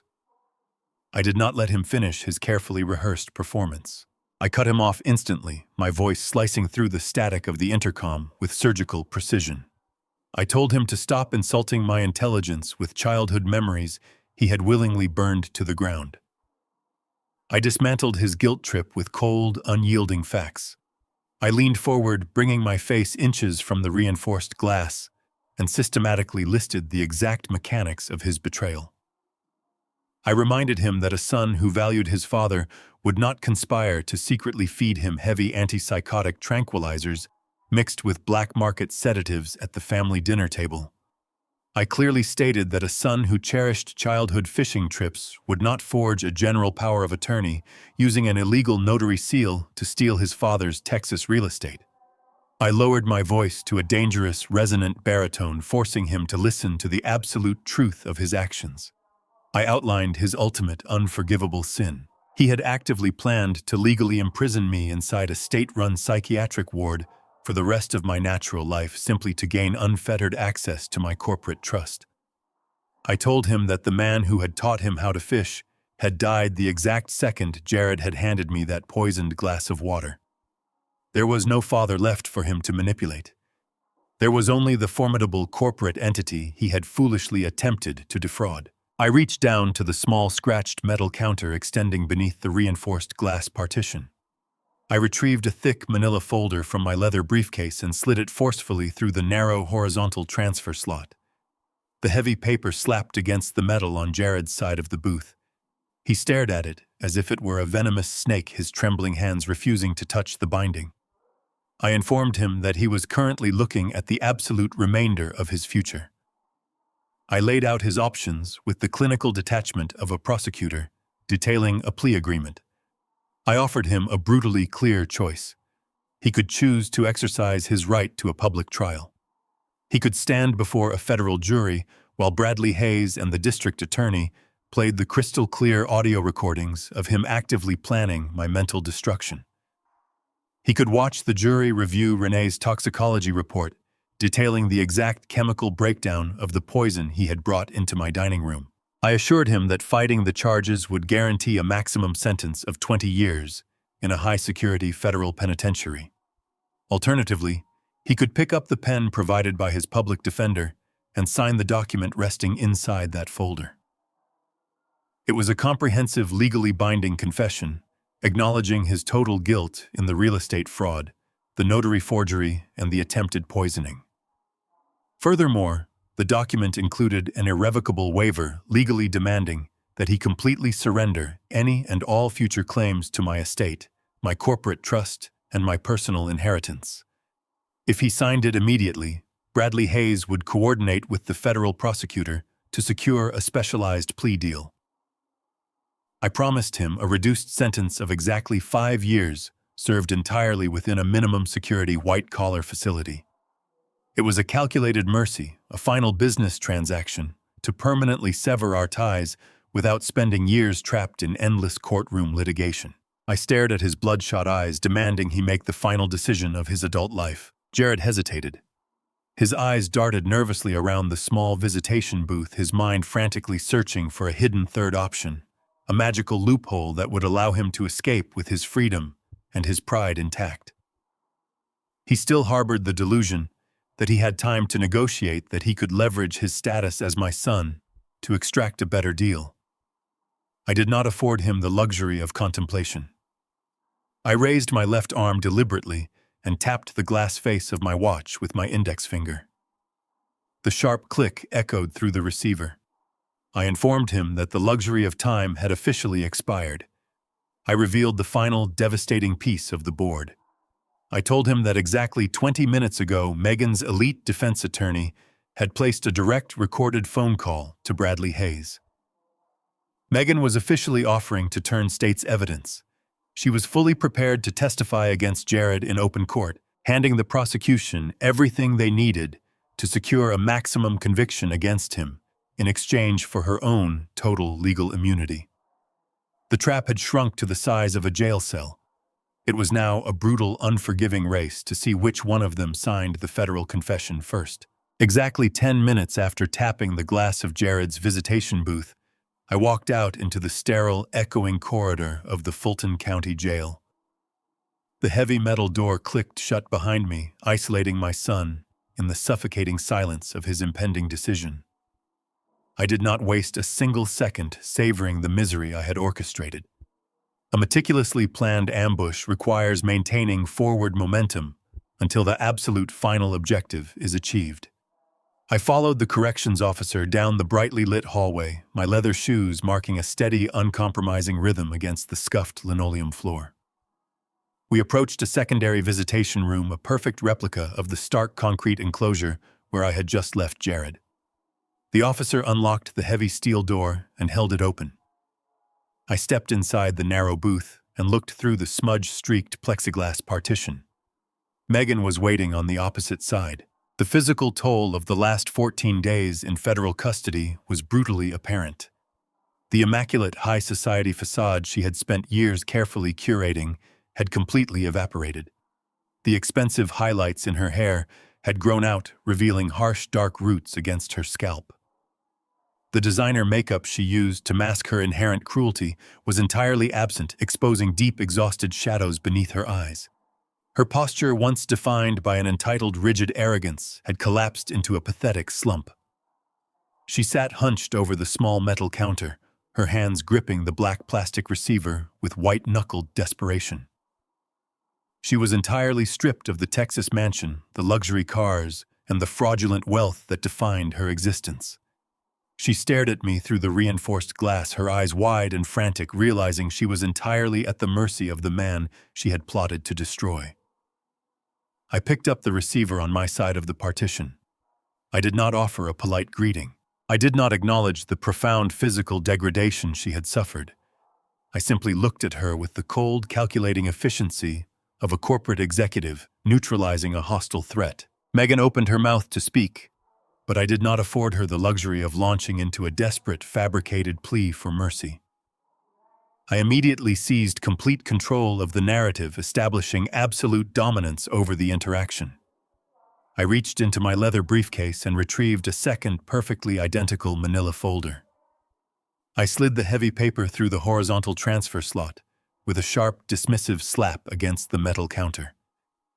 I engaged the exact same psychological leverage I had just deployed against my son, exploiting the fragile, toxic nature of their alliance. I spoke in a low, even tone, my voice cutting through the static of the intercom with absolute authority. I informed Megan that I had just left a meeting with Jared in the adjacent visitation room. I painted a vivid, highly plausible scenario, perfectly aligning with the cowardice she already knew her husband possessed. I stated with cold clarity that Jared was at that very moment aggressively negotiating a plea deal with the federal prosecutor. I detailed exactly what that deal entailed. I told her that Jared was eagerly preparing to sign a sworn statement, claiming that he was entirely unaware of the massive real estate fraud. I explained that his defense hinged entirely on blaming her. I claimed Jared was formally testifying that she alone had utilized her official notary seal to forge the Texas property deeds without his knowledge. I escalated the pressure, twisting the knife deep into her paranoia. I stated that Jared was specifically pinning the attempted poisoning entirely on her shoulders, claiming she had independently sourced the black market sedatives and orchestrated the plan to induce my cognitive failure. I watched the color completely drain from her face as she digested the horrific reality of the scenario. I told her that Jared was actively utilizing her as the ultimate scapegoat to secure his own legal immunity. The trap was perfectly laid. I offered her the identical ultimatum. She could face a jury trial burdened by Jared's testimony and the devastating physical evidence found in her designer purse, virtually guaranteeing a 20-year sentence. Alternatively, she could sign the confession inside the folder fully, surrendering all claims to my estate, and accept a plea deal for a 5-year sentence in a minimum security facility. The choice was brutally simple, and the clock was ticking. Megan did not hesitate for a single fraction of a second. She did not ask for a moment to consult with her attorney. She did not feign loyalty to the husband who had promised her an empire. The absolute terrifying certainty of a 20-year sentence completely overpowered any lingering shred of matrimonial devotion. She was driven entirely by raw, unfiltered self-preservation and a sudden explosive surge of venomous rage directed squarely at Jared. She believed without question that he was actively attempting to destroy her to save himself because it was exactly what she was preparing to do to him.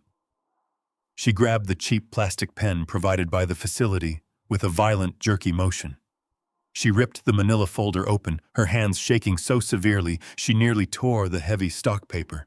She did not bother to read the meticulous legal terminology detailing the surrender of her future inheritance. She focused solely on the signature line that guaranteed her escape from a maximum security prison.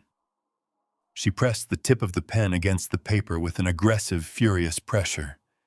She signed her name with such violent intensity that the ink visibly bled through the page, tearing a small, jagged hole near the end of her signature. With that single desperate motion, she formally and legally admitted to every facet of the conspiracy. She explicitly confessed to utilizing her professional notary license to facilitate massive real estate fraud. She formally acknowledged the theft of the funds from my home equity line. Most importantly, she signed a legally binding admission detailing the precise calculated plan to secretly administer heavy antipsychotic tranquilizers to induce severe cognitive failure. She slammed the signed confession back through the metal transfer slot, pushing the folder toward me with a mixture of terror and furious defiance. She glared through the reinforced glass, her breathing ragged, expecting me to confirm her salvation. She had completely surrendered, eagerly selling out her husband for the illusion of a lighter sentence. I did not offer Megan a reassuring smile. I did not verbally confirm the plea deal. I simply retrieved the manila folder from the metal slot, carefully closing the cover over her violent, desperate signature. I placed the receiver back onto the wall hook, severing the connection, and turned my back on her entirely. I walked calmly out of the visitation booth, the heavy steel door echoing through the sterile corridor. I retraced my steps down the brightly lit hallway, my leather shoes clicking a steady, victorious rhythm. I returned to the initial visitation room where Jared sat exactly as I had left him, paralyzed by indecision and terror. I picked up the receiver and held the closed manila folder up to the reinforced plexiglass partition. I slowly opened the cover and pressed the document flat against the glass, ensuring the harsh fluorescent lights clearly illuminated the signature line.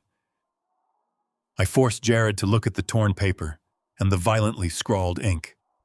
I stated with absolute, crushing finality that the race was officially over. I informed him that his wife had not hesitated to secure her own survival at the cost of his freedom. Jared stared at Megan's signature, his chest heaving as the last pillar of his fraudulent life completely shattered. A ragged, devastating sob ripped from his throat, echoing loudly through the static of the intercom. He reached for the pen with trembling hands, utterly broken by the total betrayal. He pulled his own folder close and frantically signed the confession, permanently surrendering his inheritance and his freedom. In a single, flawlessly executed maneuver, they had completely destroyed each other, handing me my ultimate victory. The harsh fluorescent lighting of the federal courtroom in downtown Atlanta cast long, unforgiving shadows across the polished mahogany of the defense table. Exactly 30 days had passed since the flashing red and blue lights had permanently altered the trajectory of my son's life. Jared and Megan stood rigidly behind the defense table. They were positioned several feet apart, a deliberate physical manifestation of the toxic hatred that had completely consumed their marriage. They absolutely refused to look at one another. Their eyes locked stubbornly forward, trapped in the inescapable gravity of their own profound failure.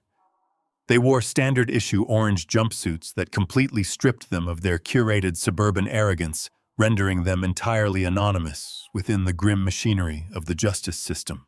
The Honorable Judge Arthur Pendleton sat at the elevated bench, a man known for his absolute lack of tolerance for white-collar predators who targeted the elderly. He carefully adjusted his reading glasses and picked up the 2 thick manila folders containing the comprehensive signed plea agreements. He flipped through the pages with slow, deliberate precision. The agonizing silence stretched across the courtroom, punctuated only by the crisp sound of heavy stock paper turning. The judge reviewed the explicit details of the Texas real estate fraud, the calculated forgery of the notary seal, and the deeply disturbing mechanics of the attempted poisoning. He verified the signatures, confirming that both defendants had fully legally surrendered their right to a public trial and explicitly confessed to the full weight of the charges. He set the folders down and folded his hands, looking down at Jared and Megan with an expression of profound, unyielding disgust. The judge leaned forward, his voice resonating through the microphone with absolute, uncompromising authority. He addressed the courtroom, stating clearly that the severity of the crimes outlined in the confessions typically warranted a significantly harsher sentence. He explicitly noted the despicable nature of a son conspiring to legally imprison and chemically subdue his own father for financial gain. However, he acknowledged the binding legal parameters established by the meticulously negotiated plea agreements submitted by the prosecution. Because Jared and Megan had provided full signed confessions and permanently surrendered all claims to the victim's estate, they had effectively spared the court the extensive burden of a protracted, highly publicized trial. The judge did not offer leniency, but he adhered to the strict conditions established by Bradley Hayes and the federal prosecutor. He turned his attention directly to Jared. He officially sentenced my son to 5 years in a minimum security federal facility for multiple counts of felony wire fraud and severe elder financial abuse. The heavy wooden gavel struck the sounding block, cementing the reality of Jared's absolute downfall. The judge immediately shifted his focus to Megan. He explicitly cited the irrefutable evidence of the black market sedatives recovered from her designer purse. He formally sentenced her to 4 years in a separate federal facility for the specific charges of forging a professional notary seal and gross reckless endangerment. The sentences were swift, decisive, and completely unappealable. They had willingly traded their freedom to escape the crushing weight of a 20-year conviction. The elaborate, fraudulent empire they had attempted to build upon my legacy had been completely dismantled in less than 5 minutes of judicial proceedings. The trap had permanently closed, and the keys had been legally destroyed. 2 heavy-set federal bailiffs immediately stepped forward, moving with practiced, uncompromising efficiency. They gripped Jared and Megan firmly by the upper arms, preparing to escort them out of the courtroom through the secure side exit leading directly to the holding cells. As the bailiffs turned him around, Jared stopped fighting the inevitable. He stopped looking for a hidden exit. He finally turned his head and looked directly back at me, where I sat in the second row of the public gallery. His eyes were wide, hollow, and completely filled with the absolute terror of his impending reality. He searched my face desperately, perhaps looking for a final, fleeting flicker of paternal sympathy or a subtle nod acknowledging that he was still my son. He received absolutely nothing. I did not raise my hand to offer a comforting wave. I did not offer a reassuring smile. I maintained a posture of complete icy detachment. I watched the heavy steel door close behind him with the absolute, clinical satisfaction of an auditor reviewing a perfectly balanced ledger. The massive threat to my corporate trust, my personal freedom, and my physical safety had been permanently and legally neutralized. I placed my hands on the smooth wooden railing of the gallery bench and stood up slowly. I did not lean heavily against the wood. I did not display a single ounce of fatigue or frailty. I calmly reached down and adjusted the cuffs of my tailored suit jacket, ensuring the fabric draped perfectly. I turned my back on the empty defense table and walked down the center aisle of the courtroom with the steady, measured stride of a man who held total control over his own destiny. The heavy glass doors of the courthouse parted, releasing me into the stifling heat of the Atlanta afternoon. Bradley Hayes was already waiting at the bottom of the wide concrete steps.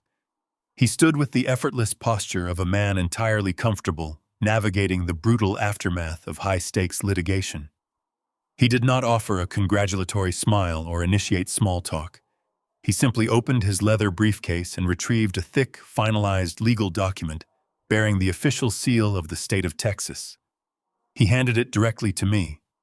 He stated clearly that the corporate trust had successfully absorbed the massive real estate debt from the bank, completely circumventing Megan's financially ruined parents. I was now the sole undisputed owner of the Texas mega mansion Jared had attempted to steal. Bradley adjusted his sunglasses and looked at me, his voice entirely professional. He asked me exactly what I intended to do with a vacant, multi-million-dollar luxury estate sitting halfway across the country. I looked at the heavy parchment in my hands, the physical proof of my reclaimed empire, and met Bradley's gaze. I told him I knew exactly what needed to be done. I left the courthouse and directed my driver to take me directly back to my estate in the Atlanta suburbs. Stepping through the heavy oak front door, I was immediately struck by the profound, absolute silence. The frantic, toxic energy that had infected these walls over the past month was entirely eradicated.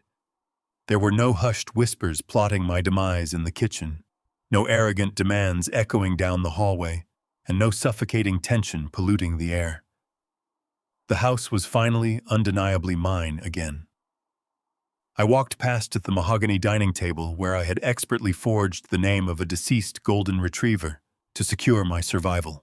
I moved with a steady, purposeful stride through the mudroom and opened the door to the sprawling 3-car garage. I bypassed the luxury vehicles parked on the pristine epoxy floor and walked directly toward the back corner. A heavy, dust-covered canvas tarp draped over a massive, irregular shape. I grabbed the coarse fabric in both fists and pulled backward with a sharp, aggressive yank. The tarp slid away, revealing the heavy cast-iron frames of my original woodworking machinery. The table saw the industrial planer, and the heavy-duty lathe sat exactly where I had left them years ago when building my corporate freight empire demanded all of my waking hours. I ran my hand along the cold, scarred metal surface of the workbench. These were the very tools that had forged my initial success through calloused hands and grueling labor. They represented absolute honesty, requiring meticulous precision and punishing physical effort to yield results. I felt a deep, resonant connection to the man I was before the wealth arrived. The very next morning, I instructed Bradley Hayes to execute a rapid, uncompromising liquidation of the Texas mega mansion. I strictly forbade the property from sitting stagnant on the luxury market. I ordered him to price the massive estate aggressively to guarantee an immediate cash sale. The Texas property represented nothing but pure, unadulterated greed, and I wanted its toxic presence completely excised from my financial portfolio without delay. Within 2 weeks, a wealthy cash buyer finalized the acquisition, wiring the funds directly to our designated accounts. However, I explicitly commanded Bradley not to deposit the multi-million-dollar proceeds back into my heavily fortified corporate trust. That money was forever tainted by Jared's deceit, and I absolutely refused to let it multiply quietly in an offshore account while yielding no tangible societal value. Instead, I channeled the entirety of the liquidated funds into the creation of a massive, heavily endowed educational foundation. I established a comprehensive trade school scholarship program specifically engineered for underprivileged African American youth throughout the greater Atlanta area. I funneled the vast capital directly into local technical colleges, fully funding comprehensive training programs for the next generation of master carpenters, master electricians, and highly skilled commercial logistics managers. I paid for their tuition in full. I purchased their heavy-duty tools, secured their reliable transportation, and covered every single one of their union certification fees. I systematically ensured that dozens of hungry, determined young men and women had the exact same solid foundation I had fiercely clawed my way toward decades ago. They possessed the raw ambition and the relentless work ethic that my own flesh and blood had entirely lacked. I stripped the unearned wealth from an entitled son who believed the world owed him a fortune simply for sharing my last name, and I placed it directly into the calloused hands of young individuals who fully understood the grueling mechanics of building a life from absolute scratch. I structured the scholarship trust to remain entirely self-sustaining, legally ensuring the funds would continue to build honest, highly lucrative careers long after I was finally put in the ground. I demanded that Bradley oversee the distribution of the funds personally, ensuring that no bureaucratic red tape would slow down the enrollment process. My empire was now effectively operating as an engine for legitimate social mobility. I stepped out onto the wide expanse of my front porch, holding a steaming mug of strong black coffee. The early morning air carried a sharp, crisp chill that finally cut through the lingering, oppressive summer humidity. The sun was just beginning to rise over the quiet suburban street, casting long, brilliant golden shadows across the meticulously manicured Bermuda grass.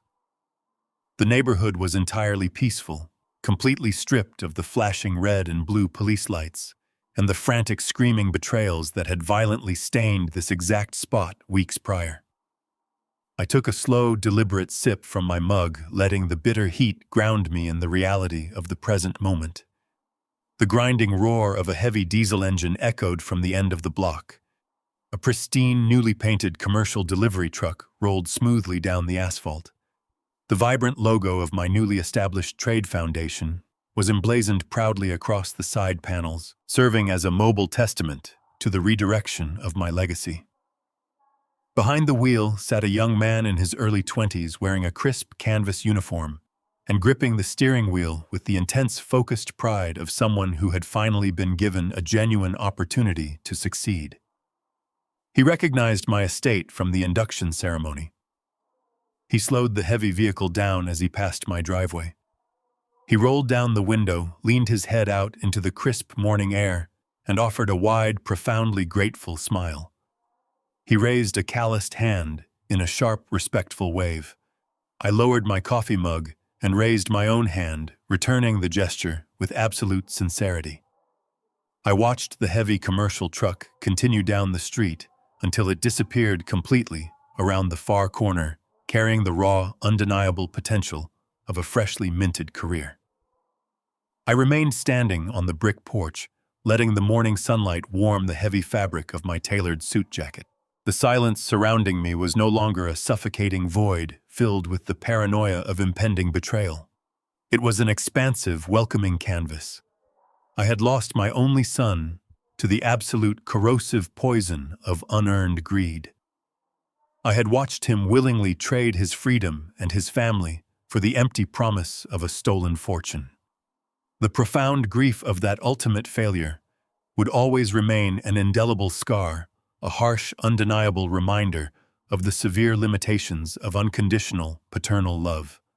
Yet by entirely dismantling his fraudulent empire and brutally severing his access to my assets, I had successfully managed to forge a permanent, thriving future for dozens of others. The massive legacy I was leaving behind would no longer be defined by Jared's breathtaking deceit or Megan's sociopathic manipulation. It would be defined by the hard, honest labor of the young men and women currently building their lives using the very tools my son had foolishly despised. I took another slow, deep sip of the dark coffee. The profound, suffocating weight of the past month had completely vanished from my shoulders. The intricate, deadly trap had been sprung, the predators had been permanently neutralized, and the ledger was now flawlessly balanced. My dignity remained absolutely intact. My formidable empire was entirely secure. My life, after decades of relentless sacrifice and profound heartache, was finally irrevocably my own. I stepped out onto the wide expanse of my front porch, holding a steaming mug of strong black coffee. The early morning air carried a sharp, crisp chill that finally cut through the lingering, oppressive summer humidity. The sun was just beginning to rise over the quiet suburban street, casting long, brilliant golden shadows across the meticulously manicured Bermuda grass. The neighborhood was entirely peaceful, completely stripped of the flashing red and blue police lights and the frantic screaming betrayals that had violently stained this exact spot weeks prior. I took a slow, deliberate sip from my mug, letting the bitter heat ground me in the reality of the present moment. The grinding roar of a heavy diesel engine echoed from the end of the block. A pristine, newly painted commercial delivery truck rolled smoothly down the asphalt. The vibrant logo of my newly established trade foundation was emblazoned proudly across the side panels, serving as a mobile testament to the redirection of my legacy.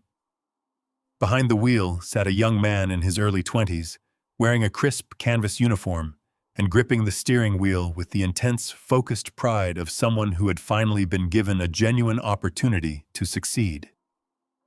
He recognized my estate from the induction ceremony. He slowed the heavy vehicle down as he passed my driveway.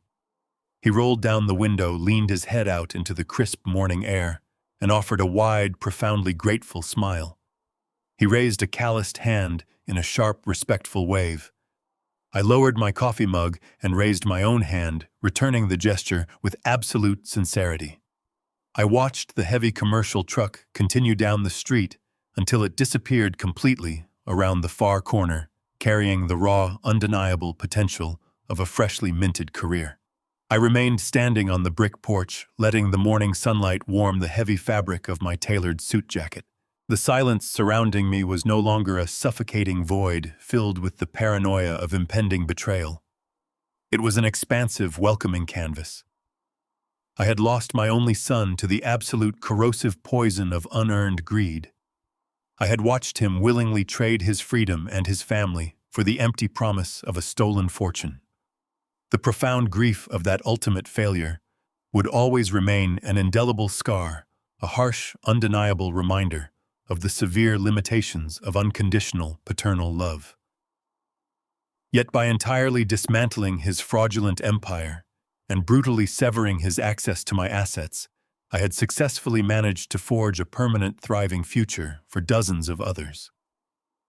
The massive legacy I was leaving behind would no longer be defined by Jared's breathtaking deceit or Megan's sociopathic manipulation. It would be defined by the hard, honest labor of the young men and women currently building their lives using the very tools my son had foolishly despised. I took another slow, deep sip of the dark coffee. The profound, suffocating weight of the past month had completely vanished from my shoulders. The intricate, deadly trap had been sprung, the predators had been permanently neutralized, and the ledger was now flawlessly balanced. My dignity remained absolutely intact. My formidable empire was entirely secure. My life, after decades of relentless sacrifice and profound heartache, was finally irrevocably my own.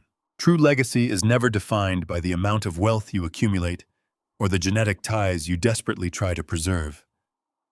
It is measured by the tangible impact you leave on the world and the genuine opportunities you create for those willing to earn them. Bloodline does not guarantee loyalty, and blind generosity often breeds devastating entitlement. When you strip away the illusion of familial obligation, you discover that real power lies in redirecting your resources toward individuals who respect the brutal mechanics of honest labor. Sometimes you must completely burn down a toxic past to forge a thriving future. Did you enjoy this final chapter of the story? Let me know your thoughts in the comments below, and do not forget to like and subscribe for more thrilling content.